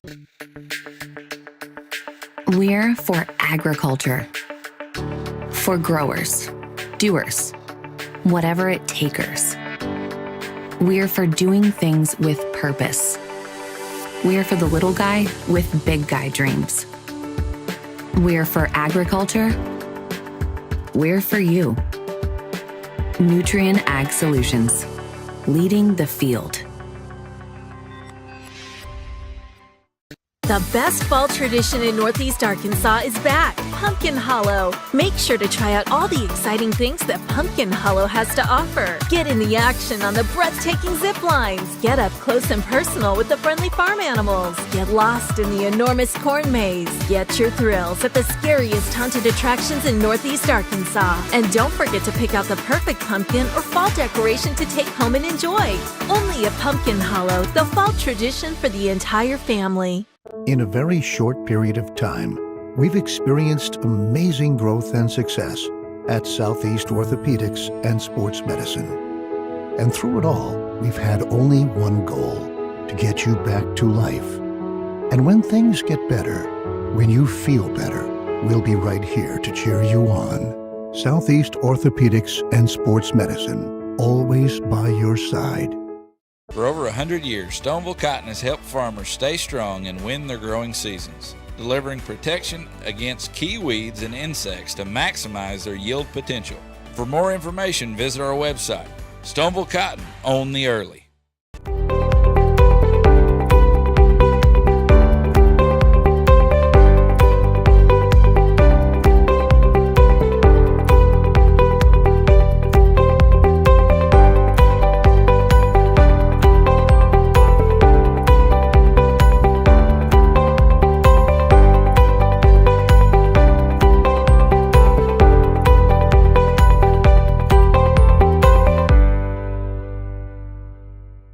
At Wings Etc., we take every one of our wings very seriously. Just like you do, Mr. Dipper, the master of measure, the prince of the poor. We know how you handle our jumbo wings with the perfect combination of urgency and care, just like we do. Your hunger fuels our hunger to rapidly remove the hangry fire in your belly by dousing it with some cool liquid lightning and our thunderous award-winning jumbo wings. Your hangry is always welcome at Wings Etc. At Young Real Estate, we're Southeast Missouri, just like you. We are parents. We are teachers. We are grandparents. We are active in our community. We are patriots. Serving all of Southeast Missouri, and we are here for you. We are young.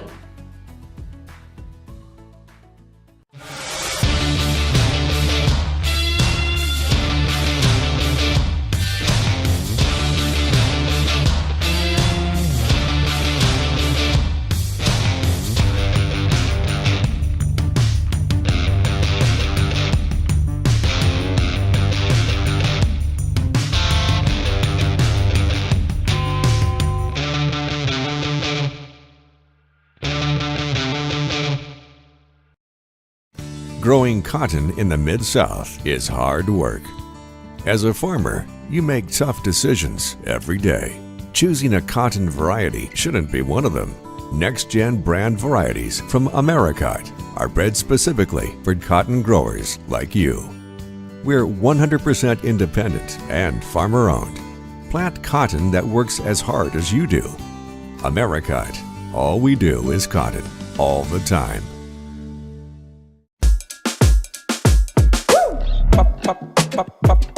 Julep, pop julep, pop julep,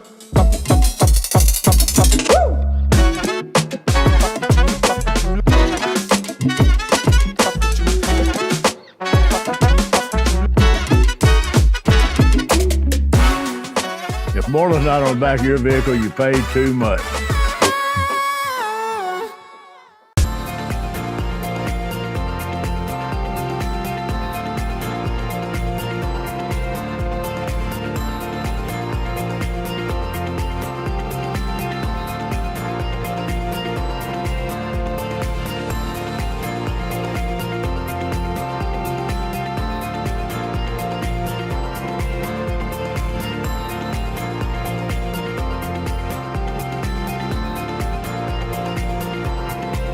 Does your business need, literally anything? When we founded CNS Cleaning Supply, our goal was simple. Become a one-stop shop for anything and everything your operation might want. From car care to condiments, mops to markers, soaps to staplers, and everything in between. Which is a lot. CNS has got you covered. Give Delane Beckwith a call at 573-217-0104 or visit cscleaningsupply.com to get set up with, well, literally everything. Tell them Delane sent you.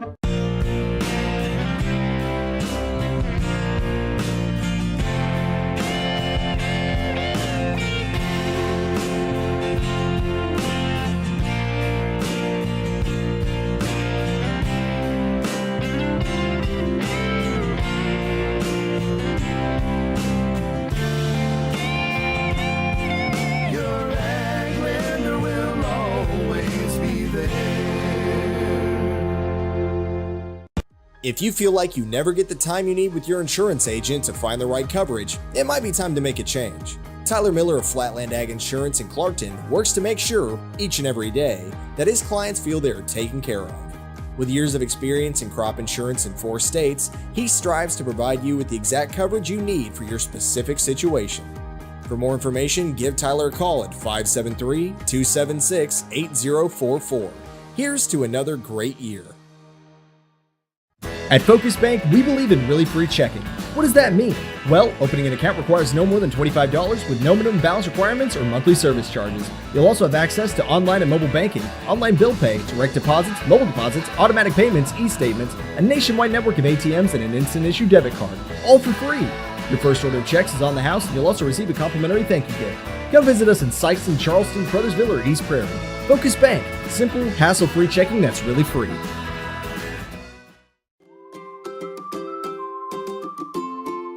First State Bank and Trust is more than just products and services. We're there for you for your first paycheck, buying a home, opening a small business, starting a family, or planning to retire, and everything in between. We're the local bank you know and trust for all of your financial needs. Visit fsbtrust.com or stop by your local First State Bank and Trust to explore all of your financial options. Equal housing lender, member FDIC. First State Community Bank has been named the #1 bank in Missouri by Forbes, and we think they might be onto something. When it comes to banking, we've always said that people should come first, and we hold true to that idea. Opening an account has never been easier. You can even do it online. We want our community to thrive, and that's why we put it in our name. So come bank with the certified best at First State Community Bank, serving our community because it's who we are. Juju Promotions in New Madrid is your one-stop shop for all your personalized merchandise. Whether it's screen printing, embroidery, promotional products, heat presses, or decals, we've got something that will suit your needs. So you, your school, or your business will always be looking its best. There's tons to see, from apparel to accessories. So what are you waiting for? Stop into Juju Promotions today in New Madrid, Missouri. And don't forget to like us on Facebook.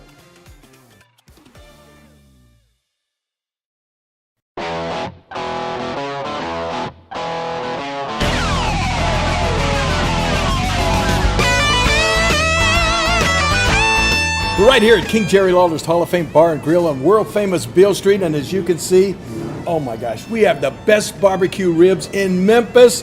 Oh my gosh, the gumbo is out of this world, but you gotta try the King's Triple Decker Slam Burger. You'll love it.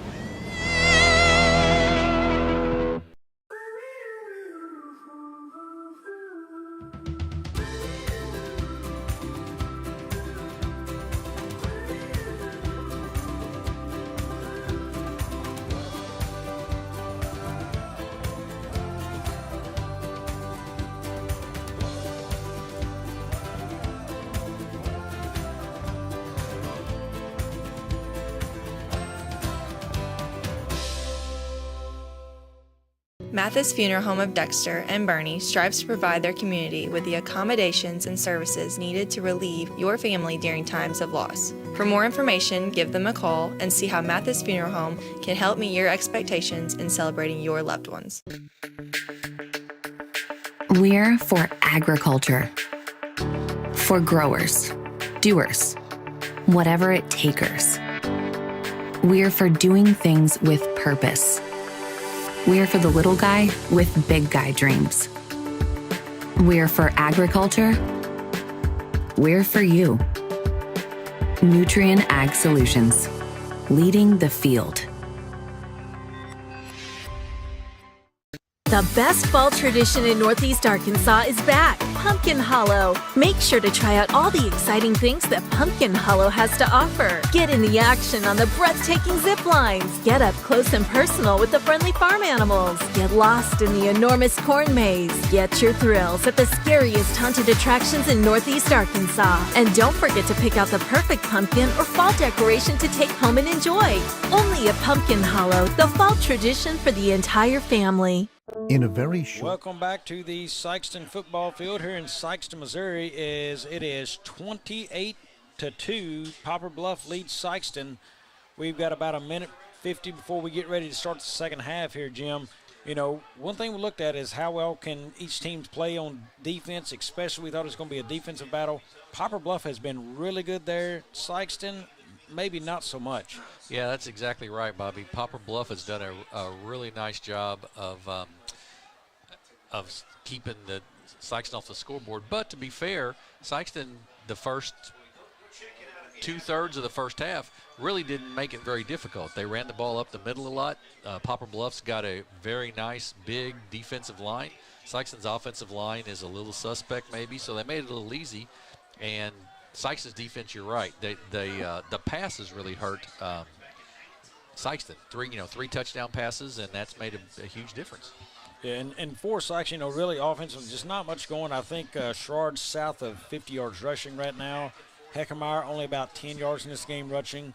So not a whole lot going there. One big pass play set them up for a score possibly, but could not convert on that. So really for Sikeston, it's just been a tough night offensively.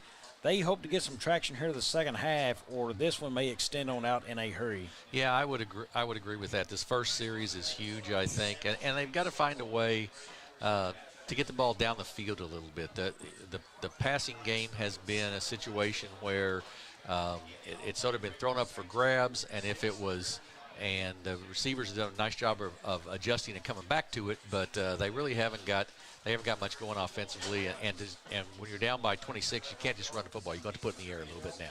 Correct, you are, Jim. We're getting ready for the second half. Real quick, folks, I remind you, from the purchase of a new vehicle to the time you need it, service or repaired, come experience the Moreland Automotive Group service in Dexter and Sikeston locations.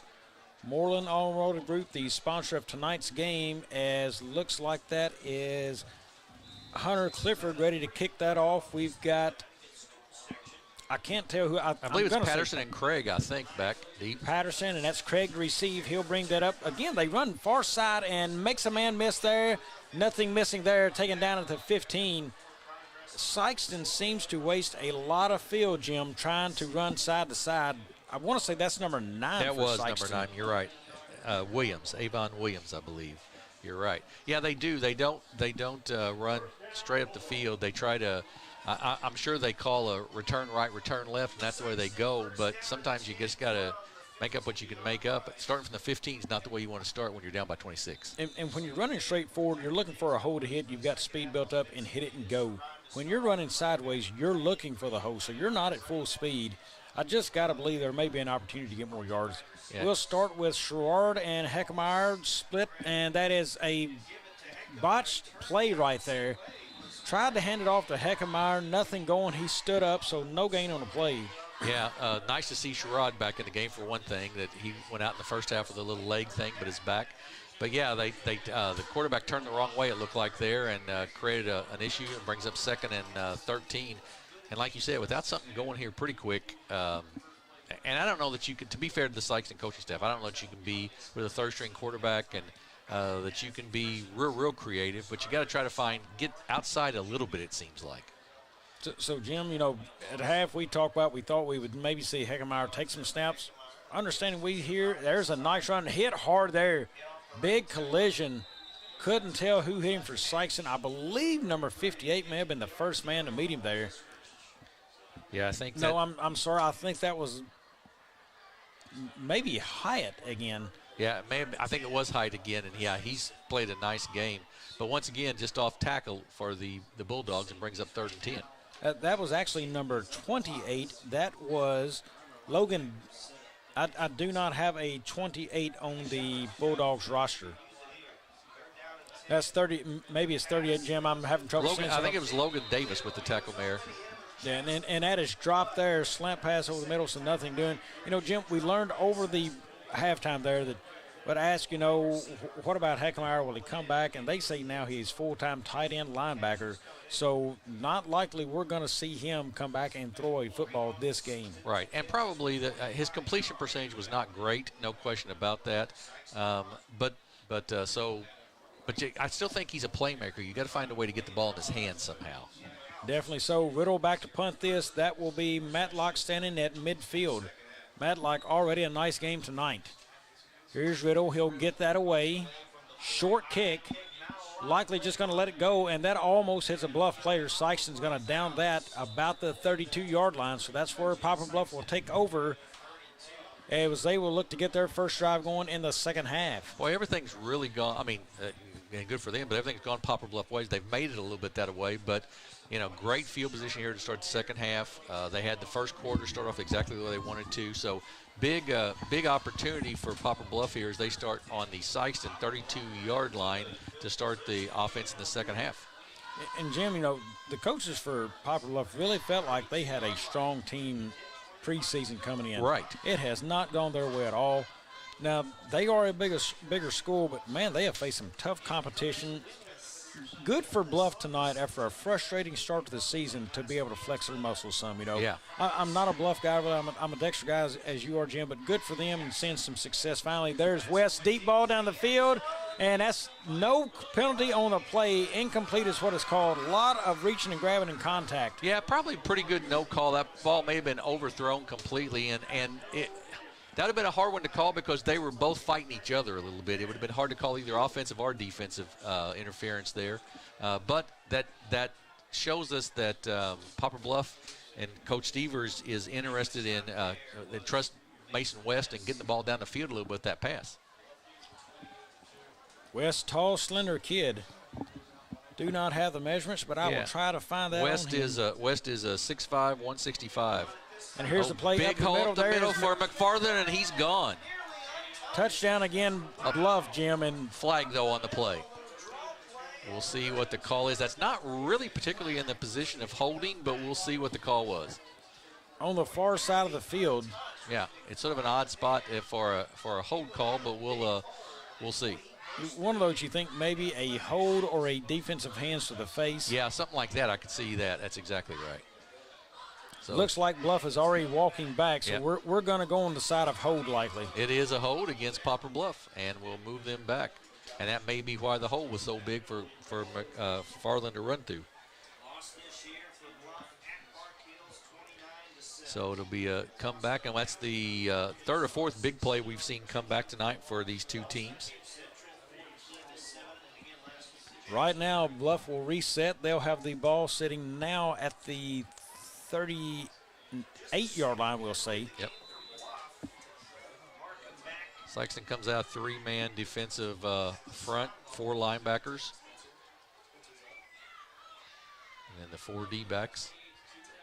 Look at the size difference right now up front, Jim. The huge size difference, and that they've really taken, Poplar Bluff's really taken advantage of that tonight. They've got a big offensive line.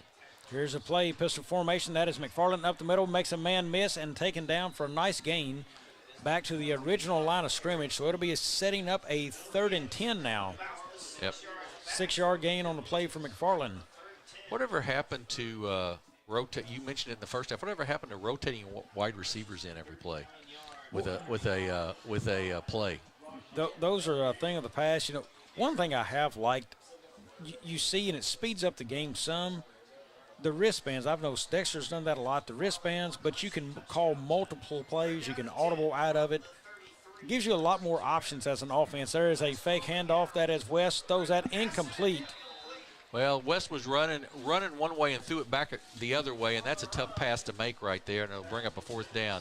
They rolled him out to the left, and he was trying to throw back to the right a little bit, made it tough.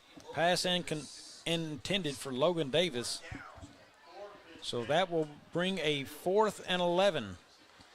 So looks like the punting unit is coming on, I guess. I find that a little surprising. Maybe a field goal attempt. Let's see what. Could be a punt, but that is sophomore quarterback Jay Edmondson in. So it looks like they may bring in a second string. Yeah, exactly right. Like the JV or the second string. That's exactly right. All at the same time. Huh. Interesting set. On a 4th down. But also Clifford back deep. Look, it looks like a punt situation with Clifford there. It is. That's what it is, a little pooch kick. Yeah, yep. And goes too deep into the end zone, and that's going to be a touchback, so Sikeston will get it at the 20. Yeah, but that only, that's one of those, again, that only picks up 11 yards for you, basically. I know the idea with the pooch kick was it'll stop, we'll be able to get down there and stop before it gets to the end zone, but you got to be pretty sure of that, because if you can't, you only pick up 11 yards, you might as well go for the 1st down. Yeah, and with the ball sitting at the 30, you're in control 28-2.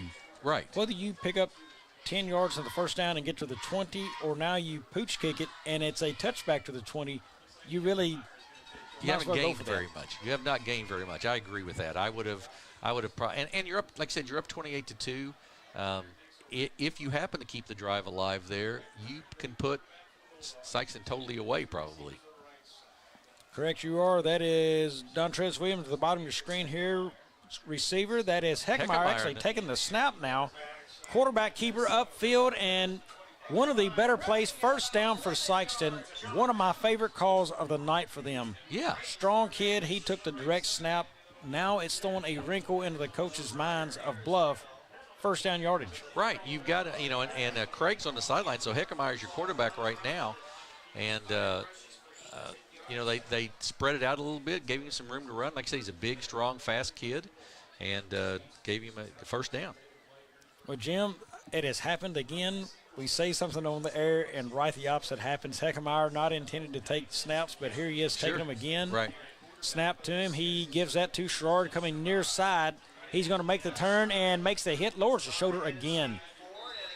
Good pursuit by Poplar Bluff there, but he picks up that positive yardage, Looks like a pickup of 5 on the play. So it's going to be 2nd and 5 for Sikeston now. And already the energy has changed for Sikeston. It has, and they've gotten the ball outside the last 2 plays, and that's a big difference. Using their speed. You said Heckemeyer's a big, tall kid, 6'3", 210. Sherrard runs the ball pretty well, so give him some opportunity outside there. And Heckemeyer's no burner, but he can run it quite well himself. And more, I think you're going to see a quarterback run or a running back run. Here's the option. He keeps it himself. Nothing doing there as he is hit by several Poplar Bluff players. Yeah. Good probably job should have there. handed that one. Yeah, that's probably right. Kept it himself, and that'll bring up a third down. Peyton Rogers, one of the kids in there on the tackle for Poplar Bluff. And I know that, like I said, Heckemeyer's only got about a 34% completion percentage here, so we'll see on 3rd down and 7 if they want to put it in his hands to throw it, or maybe try to get something sweep outside to the wide side of the field here. Jim, I did see Craig on the sidelines now there, so it's totally a change in strategy. No injuries so far that we know of. Right. Here's Heckemeyer. He's got it 3rd and long, and we're going to get a penalty flag, likely a false start against Sikeston. That's what, sure, right there you would guess. Dead ball, false start, so that's going to back him up. And, those are the kind of things when you're down by 26, you really, to have a chance, you really have to play almost a perfect second half. You have to, you have to not get penalized on those and make it 3rd and 12 now. So you would assume you would probably have Heckemeyer throw the football here. Well, now Craig comes back in the ballgame, and Heckemeyer comes out, I believe. Well, Jim, any element of surprise you may throw toward Bluff just went out the window. Absolutely. When he walked off the field. Yeah, and the fact that you got to assume Craig's going to throw the football now. I mean, anytime you see him back at quarterback spot, you're almost going to guarantee 100%. Here's a pass, deep ball thrown, and nobody there. Right. That was a stop-and-go route for Sikeston. Did not work, so that brings up 4th and about 12 now. Yeah, and that one, I believe the wide receiver sort of cut his route off a little bit, and it was overthrown, and it'll bring up 4th, and it'll bring up a punting situation for the Bulldogs. And Jim, earlier, back to the point we were making, Bluff was starting to guess. Will he pass it? Will he not? They know he's got a strong arm, though he's been inaccurate. Will he pass? That was always in the back of your mind. Right. And you're in a hole, so you're thinking they've got to start now. Once they went to a passing down and he walked off the field, they know 100% it's not a pass anymore when he's in. It's a quarterback run. It's going to be a running back handoff. Bluff will key on that all night. Here's Riddle. He'll punt it, gets it away. Decent kick here, comes up and going to let it go dead. Rose dead at about the 46-yard line of Bluff, so they'll take it there. Folks, we're going to take a 30-second break here in the booth. We'll be back here on the A-Corp Media Networks.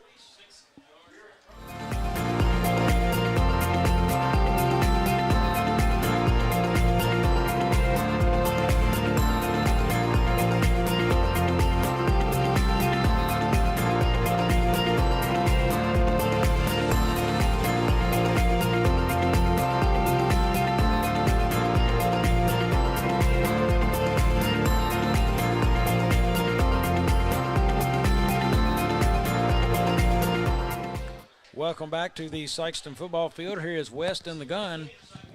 That is handed to McFarland up the middle. Nice game by him and more as he is down inside the 40 now. So big pickup on 1st down for Poplar Bluff. And that big offensive line by Poplar Bluff, DJ Huberens, and who is a 6'1", 310. I mean, they're just running behind that tackle. And McFarland waits till that opens up, and then he gets a big gain. I mean, just a really nice job of using their size to their advantage. Almost kind of like a draw play right there. You know, they just let the hole kind of create and push forward and burst right through it. West now again, he has 2 receivers at the top, 1 at the bottom. Hand goes back to McFarland. Nice hesitation move up the field now, almost to the 30, down to the 31. Flag comes in late. Yeah, very late on that play. We're going to have a hold against the Mules on that. So that's going to be a spot foul. So if that's in the backfield, that will be looks like going to be an 11-yard loss. Yep, I believe that's probably right here, as they call it. So looked like I thought I saw a pretty good seal block over there. Maybe that was where the hole was, and that's why they got the big gain there. So Sikeston's trying to discuss. I mean, that's a sort of a no-brainer. It's you take the penalty here and bring up 1st and 21. So Sikeston now has Bluff moving in the right direction. That is backwards. 7:10 to go, as you can see, in the second quarter.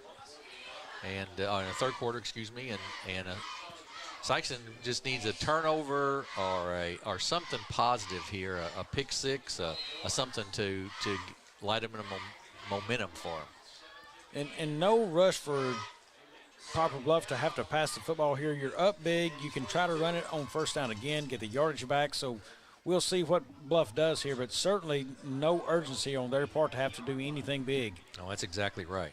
3 receivers at the top of your screen, 1 at the bottom here. Bottom man is Matlock. They're going to pass. Waits, throws it over the middle. It's caught, and that is good yardage back to the original line of scrimmage. Could not tell who picked up the pass on that.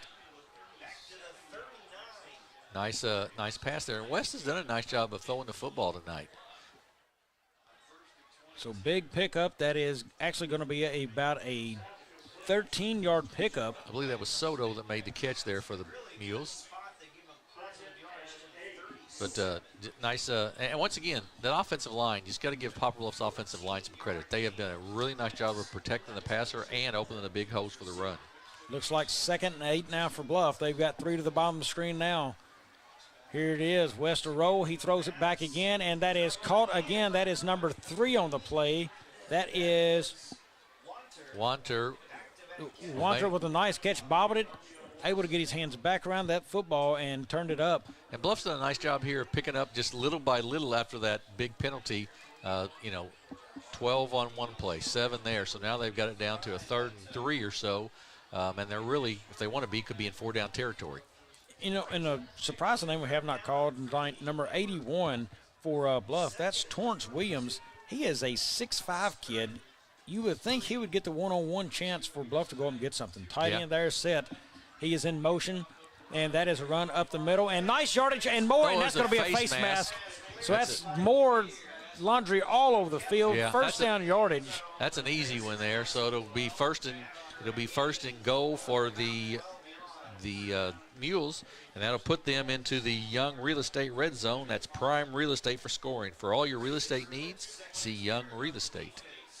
And Jim, that was a bad one. He caught him, turned him completely around, right. And I mean that was as obvious as you could see there. Yep, and held on. And held on. That's the thing. Yeah, didn't let go, and that's an easy one. A personal foul, face mask.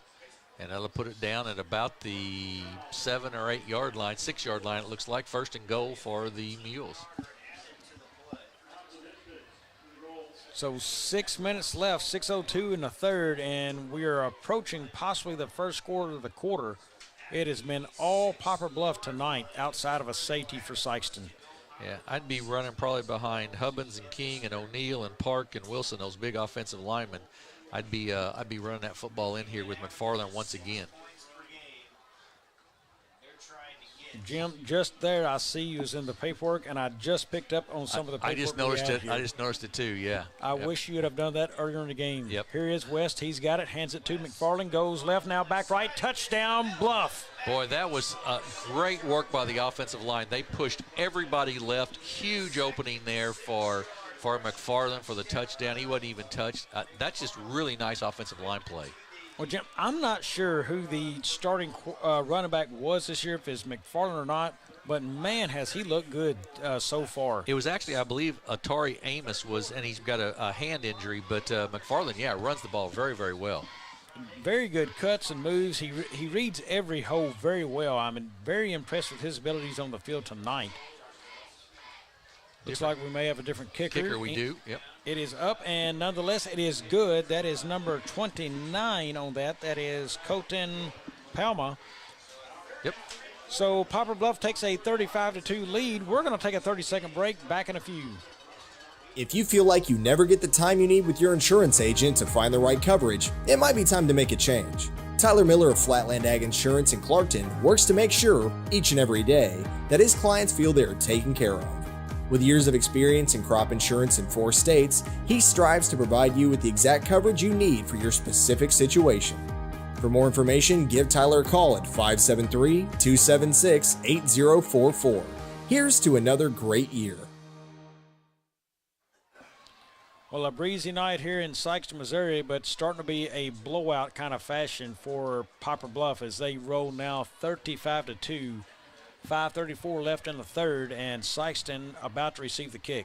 Yeah, I think one of the big things tonight has been just the size and strength of Poplar Bluff, and the fact that they've got a few more kids and be able to rotate a few more kids in has made a huge difference. And in the second half, you can really see it. Sikeston's not got much going offensively and defensively.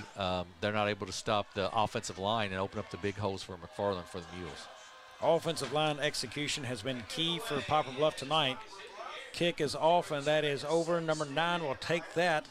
Trying to get it upfield now. He's going to take it straight ahead and hit immediately there. He is met around the 20-yard line by a couple of Bluff players. That was Avon Williams with the kick return there. And he is slow to get up. He was met straight on by a Poplar Bluff player. You know, Jim, I was talking about earlier, why didn't they run straight up the field instead of side to side? Well, right. that may be the reason. That may be why. That's exactly right. That's exactly right. The coverage has been fantastic on Bluff tonight, no question. I'm guessing it's a breather. We're going to give him a chance to get a breath, and we will as well, as they will get that cleaned up on the field. Back in 30 here on the A-Court Media Networks.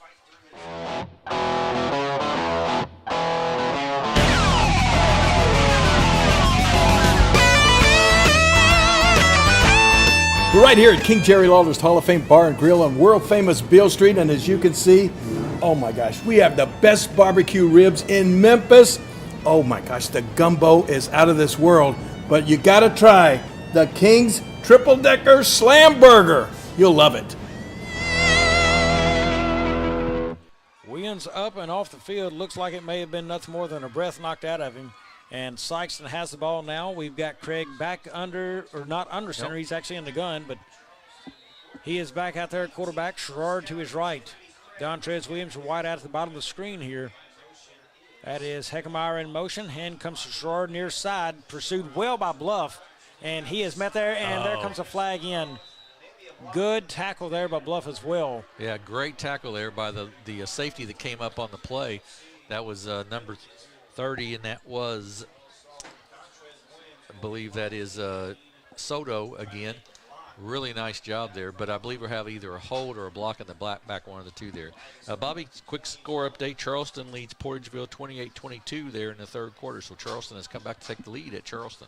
What a good game. If you had asked me, I would have expected Portageville probably to pull that one out pretty handily the way they scored points this year. But, again, the athletic ability of Charleston is showing out tonight. I did not expect that kind of discipline to play this way against a Portageville team who has seemed to have a lot of firepower this year. Right, right. So good one to keep an eye on, you know. Absolutely, the rest of the way there. Not necessarily cheering on either team, but I'm glad to see success out of Charleston. They have not had the football program there they've wanted in the last several years. Look out, Charleston. Yeah. So it's going to be a 2nd and 19 now. Craig in the gun. Here it is, fake handoff. He's going to roll right, has room to run, and throws it instead. That is complete to Dontrez Williams up. First down yards, Sikeston. Nice job of rolling out the smaller quarterback, the 5'9" quarterback, Craig. Did a great job of rolling him out to the side so he didn't have to look over that offensive line so much, and the deep, big defensive line, and allowed him to get the pass to Dontrez Williams. bring him across the field, get the whole field moving, and at some point he's going to open up. Right. It did. Nice look, nice play there. Really, really good job of moving that pocket around and getting him outside. Dontrez Williams will check out. Sure, it will only likely be for a play as he will likely get back in. Heckenmeyer, your slot now, closest to us at the bottom of the screen. That's going to come. Fumble on a play, and it is picked up by Sherrard, I believe. Very good job by Sherrard to pick that up. Yep. Lose about a yard on that. Tough exchange night for Sikeston. They have had several of them. Yeah, they have. You're exactly right. And that's and that comes from, we've talked about before in the broadcast, the third-string quarterback who hasn't had many reps. And that makes a huge difference. 2nd and 11 for Sikeston. Ball lies at the 31. Here's the snap. It goes to Sherrard coming near side. He needs to get it upfield and nowhere to go. There. Really great job of the linebackers and the defensive end stringing that out and allowed the safety to come up and make a hit on that and knock him out of bounds. Really nice job. It makes it easy when you really only have one playmaker right now happening for you in Sikeston, but credit Bluff and their linebackers. They're making great reads. They're moving laterally well. They don't hop. You never want to stand up and hop as a linebacker, and they are staying low in position and just moving laterally and staying right in the play the whole time, Jim. Yeah, you're exactly right. Really, really nice job by that linebacking core. Williams and Sanders check in for Sikeston. So Heckenmeyer this time at quarterback, I believe, with Craig out there. I would think a design quarterback run. You've got 5 wide now. Sikeston showed it a lot this year, and a penalty on the play. Illegal substitution because they had 12 guys in the huddle. I believe is what it was. They had 12 guys in the huddle and one came out, so it was illegal substitution, I believe. But they had 5 wideouts, and they wasn't sure who the wideouts were, I think, and just a little confusion there. Jim, nowhere near the same team we saw back in Dexter. It is a totally different, totally feel to tonight's game for Sikeston. I would not believe my eyes if I weren't seeing it myself. Yeah, I think they're struggling. It looks like tonight, at least, they're sort of struggling with what is their identity, especially on offense. What is our identity? Are we a running team? And if we are, who's going to be the runners? Now we put Craig back at quarterback. I think it's just a little identity issue. And here's Craig. He's in the gun. He rolls out, pressured again, and he is going down, and that's going to be an intentional grounding. No one near the football, and there is the flag. Yeah, there's the flag. Yep. Not outside the tackle box. No one near it, and he didn't make it past the line of scrimmage, I believe. I think that's exactly right. So they got him on all 3. Yes, yeah, that's exactly right. It's a triple whammy sort of there. So it'll bring up a 4th down for the Bulldogs, and they'll be forced to punt it away. So that was the triple option of penalty flags. That is correct. The triple option of penalty flags. That's exactly right. All kind of new football terms being thrown around tonight. Exactly right. So Riddle will punt, standing at the edge of his own end zone. That will be Matlock inside the 50 now. So Poplar Bluff looks to get great field position again.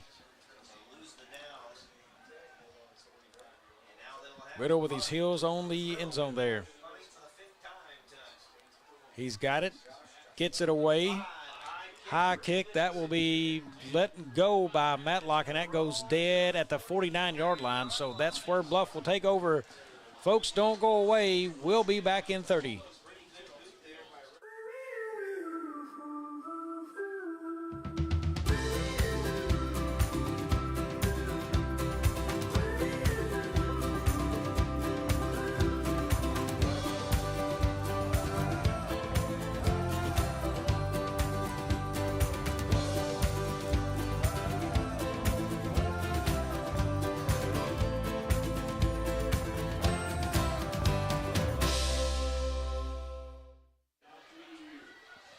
Welcome back, Jim.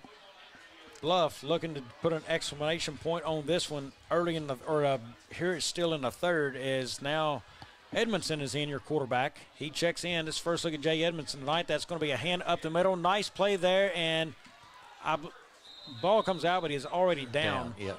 Trying to get a look to make sure if that was McFarland or not on the run. Yeah, I think it was. I think it was him. It was McFarland again, yeah. So still McFarland, good job by here by Bluff. Go ahead and get the sophomore quarterback in. He needs reps. This is a kid who can compete next year for a starting job with West. You want him getting all the reps he can right now to learn. Right. Well, you never know when there's an injury of some sort and all of a sudden he's needed. Last week West hurt his hand a little bit, so. 100% correct. Here is the hand. That's going to come near side and big yardage again for Bluff. Flag late on the play. 2 flags now coming. I'm not sure which one that's going to be a hold against Bluff. The sad thing, Jim, I think that was well after the play was over. Oh yeah, I mean he was probably 10 yards past him when that flag was called. And I guess he blocked the defender to the ground and held him down there was the hold call, which is a shame because, yeah, that's one when they watch the video this week, that young man will not be very excited about having to watch that piece, I'm guessing. The coaching staff will probably have a little discussion with him, I'm guessing, on that. Yeah. Not his best. That was a first down run, and now it's going to be 2nd and 10. So that happened at the first down yardage marker. Right. Yeah, just not needed at all. So 2nd and 10. Bluff now in no hurry to get a play going right here. They're going to burn some clock and basically control tempo, looks like, the rest of the way. Yeah, I think that's exactly right. Sikeston with 4 defensive linemen out there, 4 linemen, 3 linebackers. Back in the gun again. Here's a snap, handoff, trying to go up the middle, and we've got another penalty. Looks like a false start again. Running back into the game for Bluff right now is number 25. That is Logan Height. Offsides on Bluff, on Sikeston, actually, so that'll make it 2nd and 5. Well, without touching the man, I guess in high school football you blow it dead, but I'm surprised they don't let that go for the option. Do you want the penalty or the play for Bluff there? Yeah, I think once you in high school ball, I think it is. Once you jump, I think it's an automatic stop of the play. Bluff will take that 5 yards. It's 2nd and 5 now. Back into the gun. Hyatt is your pistol formation running back. Here it is. Hand goes to him, goes far side up the field. First down and more. He picks up about 8 on the play. Really nice hard run there. Once again, just off that left side of that offensive line. And I believe we've got some of the different offensive linemen in there as well. Some of those numbers are not the same ones we saw earlier. And a nice pickup there for a first down. You know, Jim, another thing we talked about earlier in the game, the quarterback's running to the coach now. He's having to get the play in. When you go to armband, you do have the opportunity when you need it. Now, Bluff does not now, but you can try the hard count and then switch off, take a look. You can look at the defensive set, look again. I personally like the armbands and knowing the playbook that way versus running to the coach every play. Yeah, I agree with that. I absolutely agree. Here comes the run. Height again is taken down about the yard of scrimmage, maybe a pickup of 1. And it also, I mean, this slows the game down a whole bunch. Yeah, Height may be injured there. Let's see. So staying on that ground a long time. Looks to be an ankle. He reached down and scored. Yeah, maybe it's a shoe. Let's hope it's just a shoe. I believe that's what it is. But you're right. And now, like you said, in this situation, it's great. You can run to the sideline, get the play because you got plenty of time. But it really slows the pace of the play down. If you want to run some quick offense, you can't do it running to the sideline every time. And as a commentator, Jim, once you get used to a faster paced game, the slower pace is a change for us. Yeah, too. it is. It absolutely is. There's a lot more to fill you're exactly right. And it's easier to fill the game when you know the teams we're not as familiar. Right. A little more familiar with Sikeston because I've covered them once this year, but, a little different there. Here's Edmondson back in the gun. He's got it. Handoff again up the middle. Different running back. That is number 32, Christian Robertson on the play. Another flag down. I believe it'll be another hold where that was thrown probably. And we've sort of digressed into a multitude of flags and timeouts here, sort of. That's a hold goes against Bluff. So 50 seconds till we reach the end of the third quarter. They'll move him back 10. It'll bring up 2nd and about 16 or so, it looks like. Yeah.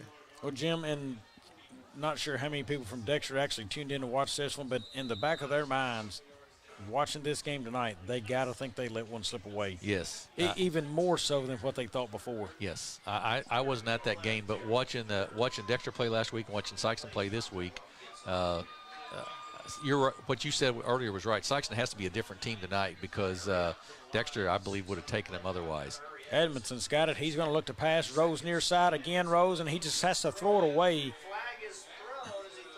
That was a nice job of getting rid of the football. It's going to be holding again on Poplar Bluff. But good job of Edmondson there of reading that he had nothing, getting out of the pocket, and throwing it out of bounds. In the smart play, he's out of the tackle box. He can throw that out of bounds. Right, exactly that's very good football there from a sophomore. So and he tried to step up, couldn't do it, stepped back, and then just got rid of it. Holding call is declined, so that's going to be a 3rd and 16 now. Yeah, I see a couple of the starting offensive linemen for Bluff back in the ball game to try to, that was the third hold, I think, in a row. So that I think the coaching staff thought enough is enough. Let's get somebody in there that won't hold this time.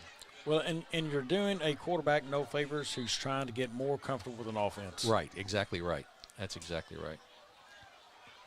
And in fairness to him, he needs time to adjust and move. And this is still the varsity starting lineup for Sikeston going against that. So right. Here's Edmondson. He hands it on a delayed hand.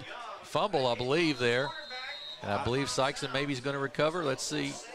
And then Sikeston has recovered on just a sort of a botched handoff there, and the ball is fumbled and recovered by Sikeston. Well, Sikeston will need something big. They trail 35-2 as we are 18.8 seconds away from the 4th. So Sikeston will get it. We'll see. It looks like Craig is going to be at the quarterback spot again.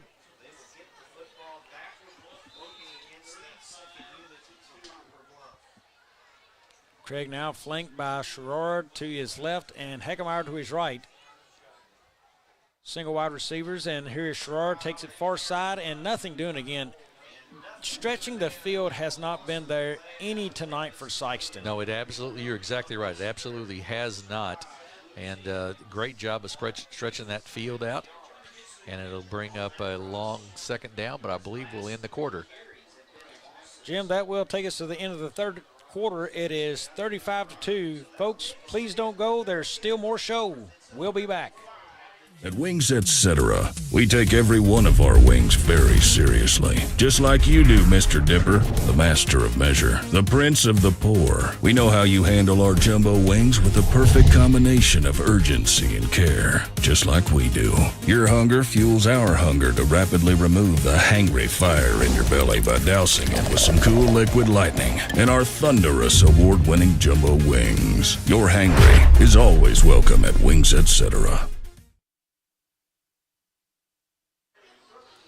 Back in Sikeston, getting ready to start the 4th. Jim, any updates on Portersville and Charleston right now? 28-28, Charleston and Portersville in the 4th quarter.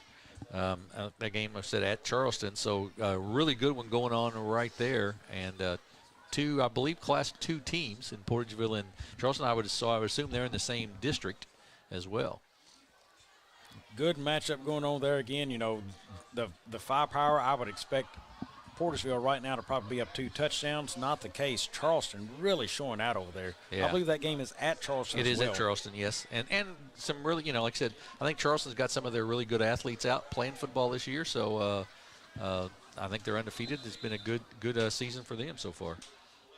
Sikeston has 12 minutes to do something with the football. Here we go. It's Heckemeyer. He goes far side, trying to stretch again, and there is Bluff covering and flag at midfield. Yeah, so that'll be, I got to believe, a hold there probably on Sikeston with that. Every time it's gone outside, there's been for negative yards, and the only thing I've seen really Sikeston do without a thrown-up ball for a hope and a prayer is Sherrard pounded between the tackles. Yes. He's been very good on counter plays. Has been their best offense tonight is Sherrard on a counter. Yes, that is exactly right. That is exactly right. Of course, you can't run Sherrard every play of the game. No, you can't. You can't, because they did that sort of after that first series. Poplar Bluff adjusted to that and forced them to do some other things, but they have not gotten outside on Charleston on Poplar Bluff at all. You're right. Big difference in this team. Now you have Heckemeyer and Sherrard on the sideline, so I can only imagine what we're fixing to see on this play. Your playmakers right now in the game would have to be I believe, Dontrez Williams and Marcus Sanders Jr. Yeah, I would think that's probably right. Connor Wallace also a wide receiver in the game. So. Offsetting penalties there. Hold against Sikeston, a face mask against Poplar Bluff, so we'll replay that total down. So it says 2nd and 13 now.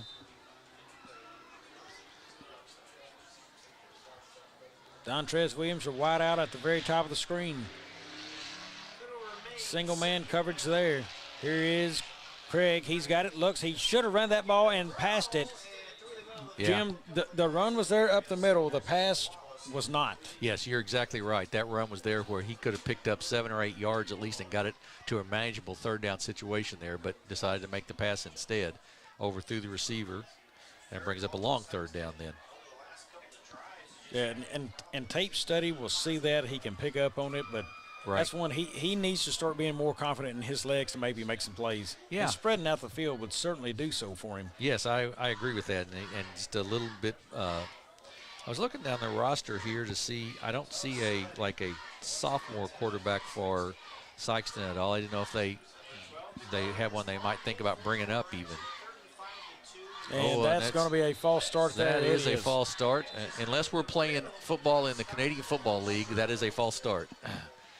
He's in training, Jim. That's it. Maybe that's it. He took off a couple counts already there. Had a nice head start. Now it'll move it back 5 more, so make it 3rd and 18.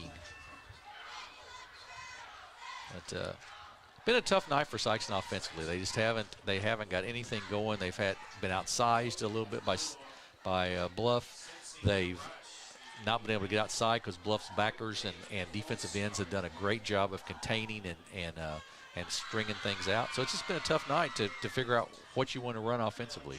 Well, you got to think, too, when you change quarterbacks, and it's only been a week they've changed that now for practice, your snap counts have changed. You know, your hands, your timings, everything on this offense for Sikeston has changed, and it is shown. That's a quick pass there, caught upfield now, cross midfield, and near a 1st down is Riddle. Going to be stopped just short of it, about a yard of it. So that's going to put them in a 3rd and 1, I believe. Yeah, I believe that's right. Nice job by Craig there of reading the blitz because Poplar Bluff brought 2 linebackers in. He read that blitz, stepped up, and sidearmed that pass through, and to bring up actually 4th down and 1 now for the Bulldogs. So 4th and 1, you've got Heckemeyer back into the game, and I'm looking to see if Sherrard is in there. I would think one of these two is going to run the ball straight up the middle. I think Sherrard just came out, so you got to believe it's Heckemeyer on a quarterback sneak here for the yard. Heckemeyer is not. He is going to be timeout. Timeout, Poplar Bluff. Timeout on the field. Timeout here as well, folks. We'll be back in 30. Pop, pop, pop, pop, pop, pop, julep. Pop, pop, pop, pop, pop, julep. Pop, pop, pop, pop, pop, julep. Pop, pop, pop, pop, pop, pop.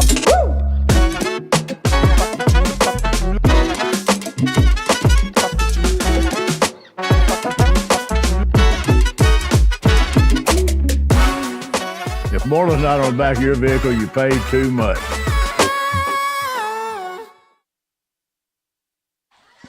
Back in Sikeston, Missouri, as we approach this 4th and 1, Sikeston needs a 1st down, if nothing more, Jim, than just a confidence booster that they can get a 4th down conversion. Yes, I think that's exactly right, and they need to get some, like I said, right now you're just trying to build some confidence that the offense can move the ball a little bit. Craig will be under center at the quarterback spot. And I'm really surprised. You're pounding, beating, just brutal back. Sherrard is on the sidelines. We've got a different back in here. I believe this is Clark. He's a fine runner as well. I remember him from the Dexter game. And they end up putting Heckemeyer under center, and he does bounce it out, and I believe gets the 1st down. They switch there and put Heckemeyer under center, so a little trickery there. And they do get the 1st down. But why not just put him underneath there to be? Well, I mean, and it's probably to try to throw the Mules defense off a little bit there. Sikeston does move the chains. They've got it now at the ball on the 40 of the Mules.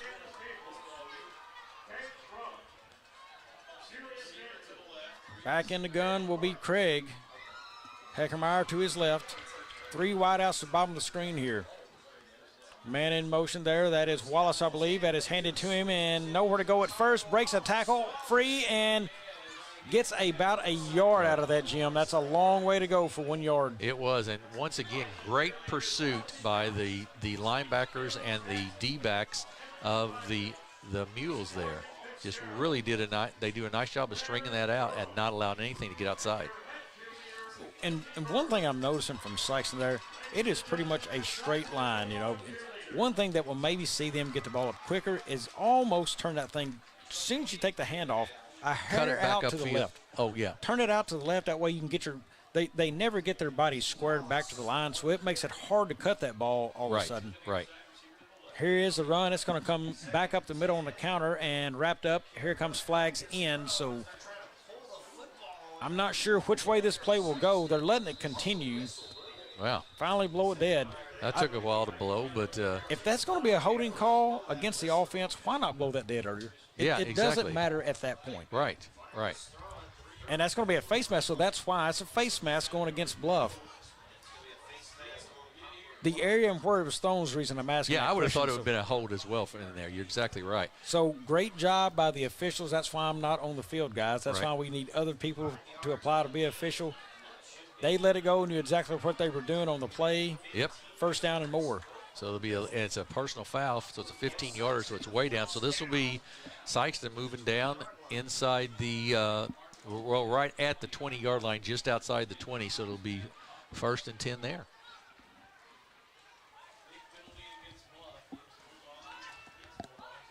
Sikeston next week takes on Jackson, so they've got a tough task, and the Poplar Bluff team takes on Fox. They'll be at home in Poplar Bluff next week. Hackermeyer takes that for about a gain of 1. So they gets them inside the Young Real Estate red zone. That's prime real estate for scoring for the Sikeston Bulldogs. For your next real estate needs, see Young Real Estate. Well, right now the football is moving in the right direction. The wind is, and Sikeston just needs to convert another first down. Maybe even punch one in here. 9 minutes to go in the ball game. But this is one of those situations, too, that we were talking about with the wristband kind of thing. You know, you're wasting 20 seconds every time. Not that you're going to come back maybe, but you're wasting 20 seconds every time just getting the play in. Tough offensive night for Sikeston. Heckemeyer in the slot. He gets upfield. He's going to look. That's a straight seam route. He never got turned around in time enough to see the football, Jim. And Dontrez Williams is on the far sideline over there, and he was jumping up and down, and he was right. There wasn't a defensive player within 15 yards of him, but never got to look that way. You know, that I just got to believe. I mean, I've watched Dontrez Williams play basketball. He can jump up, dunk the basketball, so you know he's got some hops at that area. He's about a 6'3" kid. Give him the chance for the one-on-one ball. Yes, I absolutely agree with that. Let him cut toward the middle of the field and then just run a corner route to the edge and let him see if he can be the best player right there and go and get you a touchdown. Yeah, you get it up high enough, he'll go over the defensive back and make the catch. I agree with that. Yep, or just a little straight fade route. There's no safety help right here. Williams could have it. They'll roll it near side instead. Craig's going to throw it downfield, and tough play there. Heckemeyer tried to reel that in one-handed. Yeah, and that was a little behind Heckemeyer. He tried to get it in one-handed. It bounced off of him and went on into Wallace's hands, and it was incomplete, and they'll bring up a 4th down.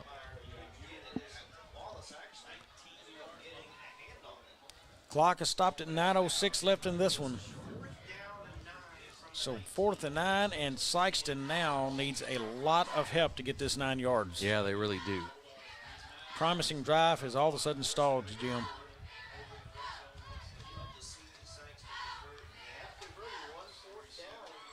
Williams goes up top left, it looks like. Still again, now up left guarding him is Matlock. He is a very good receiver as well for Bluff, so he should be able to defend. Here's a crossing route, nothing doing. There's a throw over the middle now, and incomplete. Just a little short. Heckemeyer's wanting the play, but they have ruled it incomplete so far. The other officials are all getting together here, so we'll see. Was called incomplete on the field. And they are going to say it was a catch, so it's first down, Sikeston. So a break goes Sikeston's way. First and goal.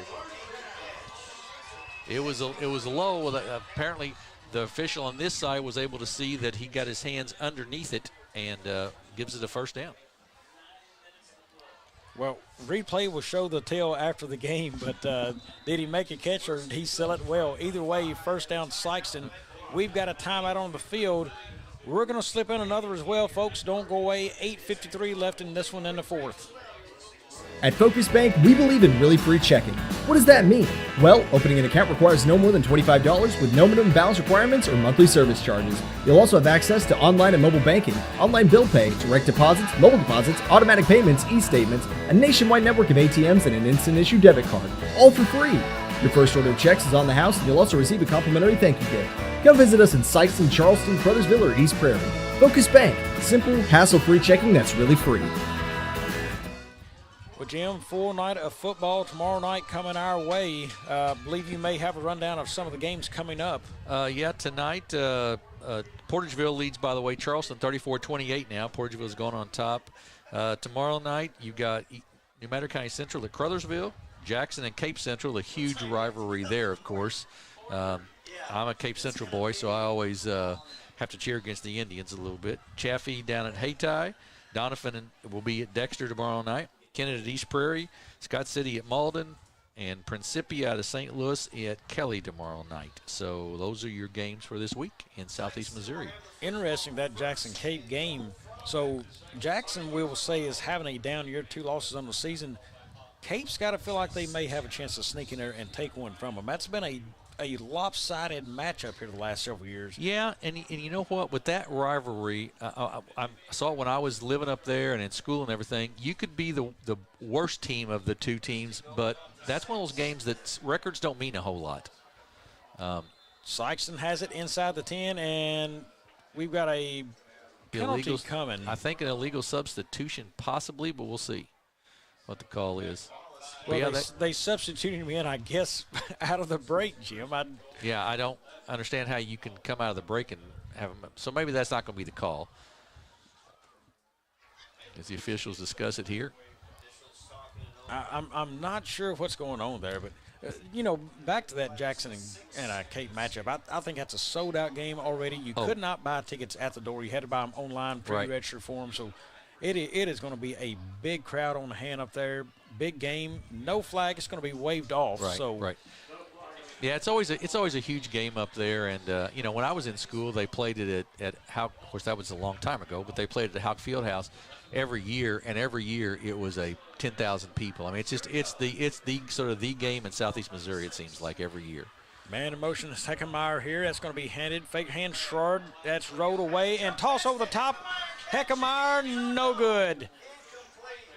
Bounces off the ground, incomplete. He just didn't quite get enough air underneath that. Craig did not. Sort of lobbed it up there as opposed to throwing it hard, and incomplete. Jim, I like the creativity on the play for Sikeston. You want to be careful showing that too early because you've got Jackson next week, although that may get out of hand quickly. But I'm glad they ran it in this situation to get Craig used to that play. He needs to run that play some against competition, not just practice. So that is a good play call by Sikeston right there. I do like that one. Yeah, Sikeston's got a tough schedule left. Jackson next week, then Cape Central at Central, New Madrid County Central here, and then Charleston over there to finish the season. So that's going to be a tough schedule for him. Very tough. I believe we're going to have offside on Bluff there. Maybe they stepped across. He points that back the other way against Sikeston. Yep, false start. Somebody moved instead. They have really shot themselves in the foot tonight, Bobby. When they get down like this, that it's a second. We're going to have a timeout here by Sikeston to regroup a little bit with 8:47 to go in the ball game. Folks, we're going to take another break. We've still got more to go in this one. Stay with us. We're for agriculture. For growers, doers, whatever it takers. We're for doing things with purpose. We're for the little guy with big guy dreams. We're for agriculture. We're for you. Nutrien Ag Solutions, leading the field.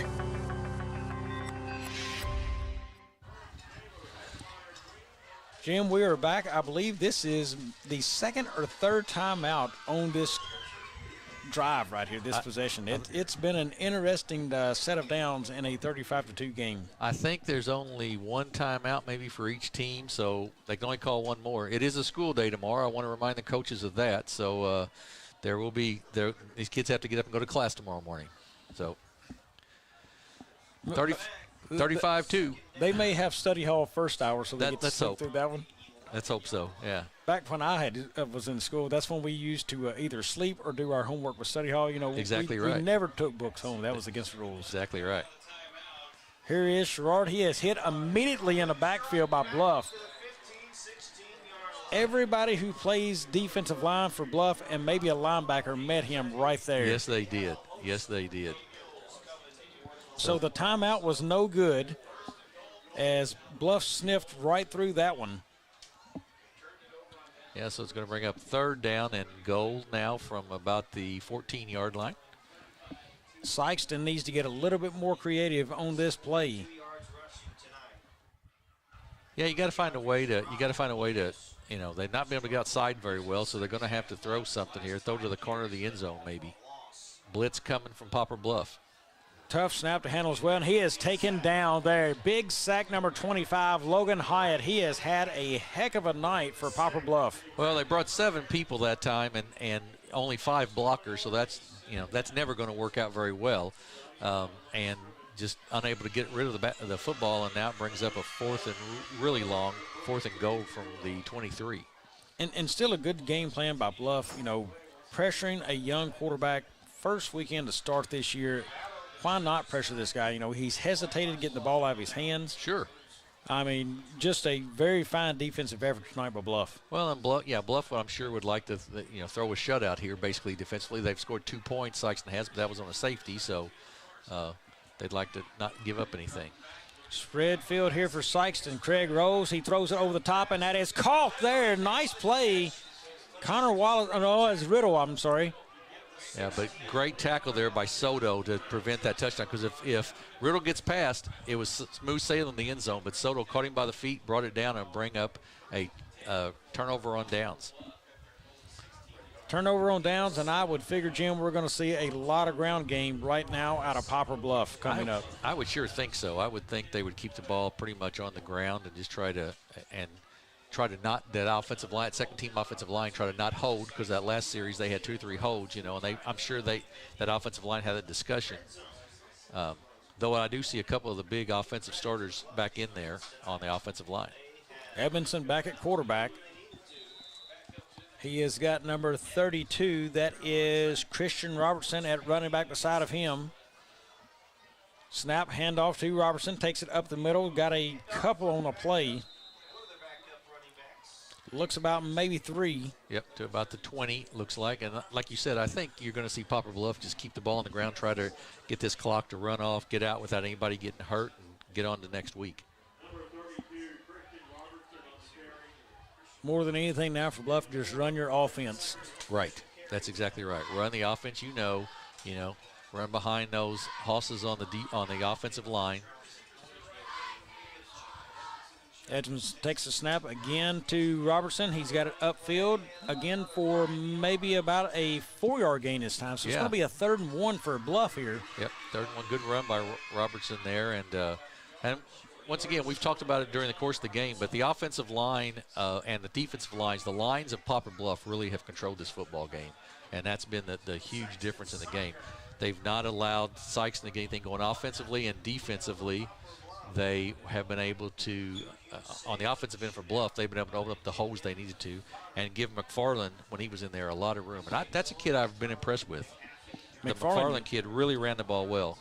Yeah, he dances well, makes kids miss, and he's got just a quick burst of energy to him. Yes, absolutely. His night looks to be done as that is bobbled around. Robertson recovers and up the field, looks to have the first.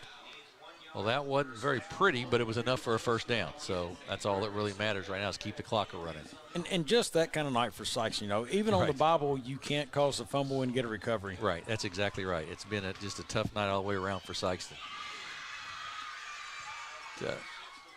But you mentioned earlier, that Edmondson, who played a little bit last week, getting some time in today, and that's important. He needs to get that kind of those snaps in there. He's got about a quarter and a half's worth of playing now, and that will pay off handsomely down the road. Pistol formation now. That is Robertson in the backfield. Edmondson turns around, hands it to him, and he is hit immediately. Looks like Xavier Jackson on the tackle there for Sikeston. Yep, made a nice play there. Came back from his linebacker spot. Got a tackle there for a loss of about 2. Clock continues to run here with 4:57 to go in the ball game.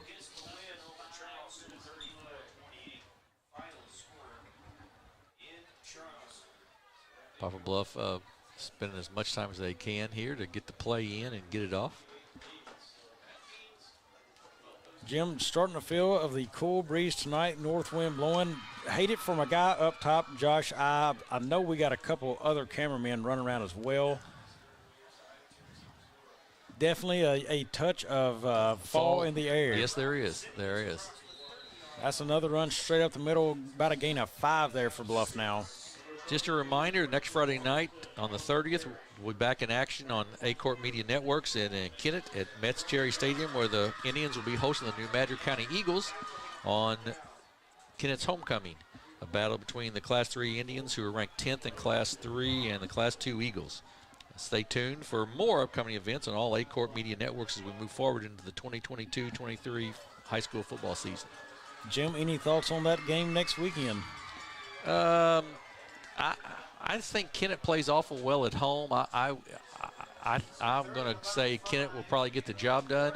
I think they're a little more well-rounded maybe than New Madrid County. I think New Madrid County's got some great athletes, but I think Kennett's maybe a little more well-rounded than New Madrid. So, but we'll see. I usually pick. That's probably the kiss of death for Kennett right there, because I usually pick the wrong way. So that's why I don't gamble. Well, I'm going to go in the opposite direction, and I think the athletic ability of New Madrid will show out and ruin homecoming night for Kennett. If that's indeed homecoming, I thought they had their homecoming just last weekend maybe, but I could be wrong there. But I think that athletic ability that New Madrid's able to show, I don't know that they're quite as disciplined in some of the things and as smooth in their offense, but I think the talent is just too good right now at New Madrid. Well, that junior class is something. They're a fantastic junior class. There's no question about it. Great athletes. And they are still big up front. Kennett, I don't believe is as strong. There's a pooch kick there, a short kick that is down, and they will just let it roll dead as Bluff will pick it up at about the 27-yard line. It's blown dead there. But, looking at those teams, they're as good as they are. I believe Kennett is down a little bit from last year. Not to say they're a bad team at all, but no, I agree with that. I don't think they're the same team as they were last year. So we will see how that one unfolds. But if I'm guessing today, I'm going to go with maybe a 25-22 game New Madrid. Well, and I think that really the class of Class 3 in this area is probably Park Hill Central this year. Oh, yeah, very good team. I mean, that will be as good as the team in this area. We see Jackson, another one. Jackson's not a bad team. Lost some good teams this year, but they're still a very good team. That is Sherrard moving the ball up the field now. Stepped out, it looks like the 34-yard line. So stop the clock here with 2:24 to go. There's some good games left in this season. But we are at the hard to believe we're at the halfway point of the season already. Just still in September, and we're halfway through the season. 4 more regular season games after this weekend, and then the district playoffs will start. Craig back in the gun now. He's got Sherrard by him, and that's going to be a counter play to Sherrard, trying to get up the middle. Now bounces it outside upfield, and first down yardage as he lowers the shoulder again, and Roseman down on the play, no fumble. Yep. Good job by the wide receiver on that side by Sikeston that time. He thought about throwing a block, which would have been a block in the back, and had it called back, but he laid off of it and allowed Sherrard to pick up that first down. Good discipline there. Jim, definitely a rest of the busy the weekend for me. I'm going to get to bed late tonight and then back to work tomorrow, football tomorrow night, my Tennessee Vols take on the Gators Saturday, so I'm looking for a big win there. And then I have a wedding shower at the house, so all kinds of activity going on. Lots of fun stuff.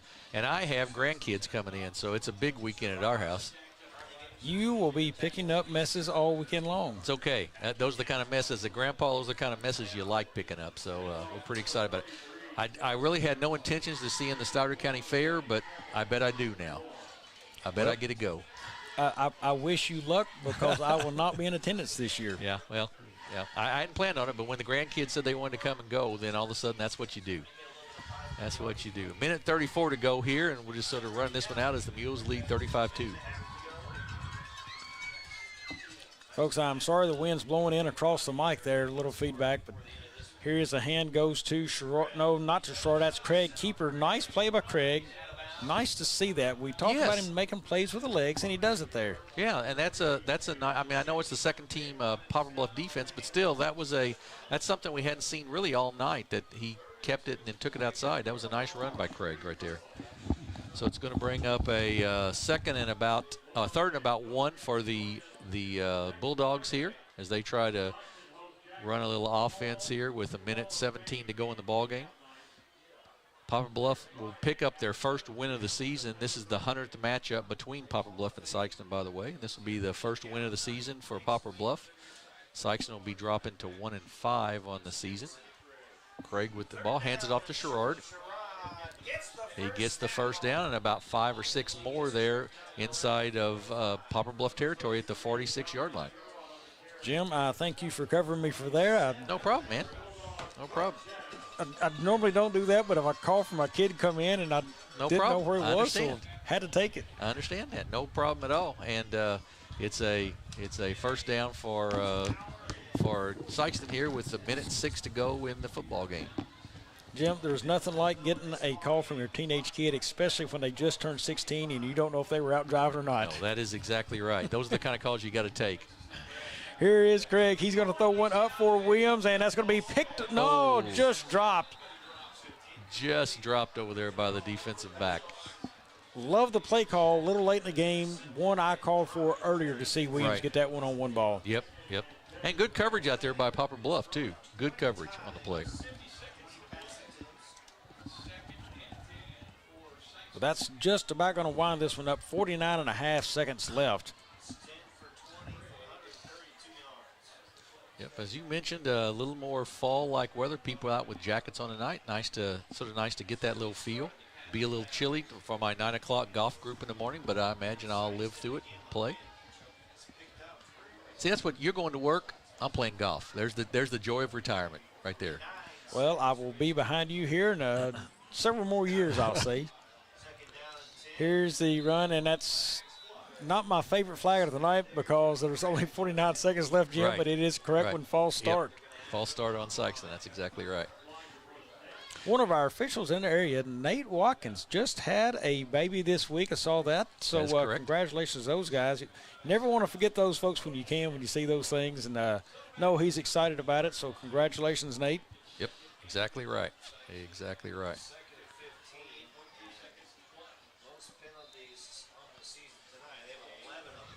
Could have been last week, but I thought it was this week. But I never know because I get confused on things, Jim. No, it was this week. I think that it was right. It was early this week. They had the baby, and always a fun time in a house when that new baby gets here. 48 seconds left in this ball game. Sherrod in the backfield with Craig. Craig's going to get it. Shotgun. He's going to throw it up again. Throws that deep to Williams, and that is going to be incomplete. Flag in. I believe that'll be offensive pass interference on that one, probably. I find it hard to be offensive. He had position. It seemed like the offensive player may have had position. We're going to see. It's going to go against Sikeston. Yeah. I think he sort of pushed off there and it went over the top of the defender, because the pass was, if the pass would have been thrown far enough, it would not have been. But I think the pass was a little short, and as he tried to come back, he tried to run through that defensive back a little bit. So it takes us down to 41.7 left, 3rd and 15 for Sikeston now. So that's the a number of penalties on Sikeston tonight. Got to move the ball back here before we go to the next set, unless you just decline it possibly, which might be what Poplar Bluff's going to do here. No, they're going to take the penalty, move them back.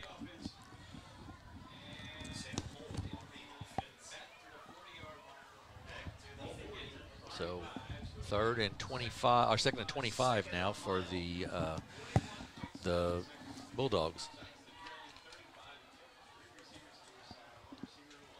Here we go. We got 3 receivers at the bottom of the screen for Sikeston.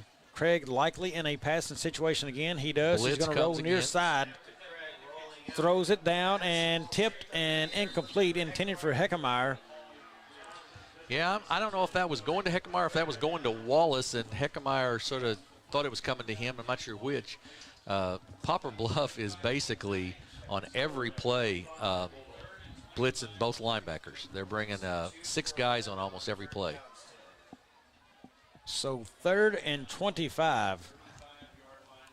It's not a recipe for success, Bobby. 3rd and 25. At this point, just trying to milk out the last 35 seconds of this one. Yep, absolutely right.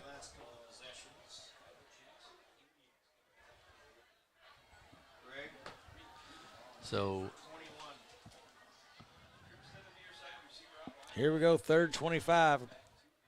Craig back, hands that back to Sherrard. He comes near size, got some yardage there and cuts it inside, and decent yardage, but not near enough for Sherrard. So it's going to be about a 4th and still 16 to go, I believe. And the good news of that was there was no penalty flag on that play.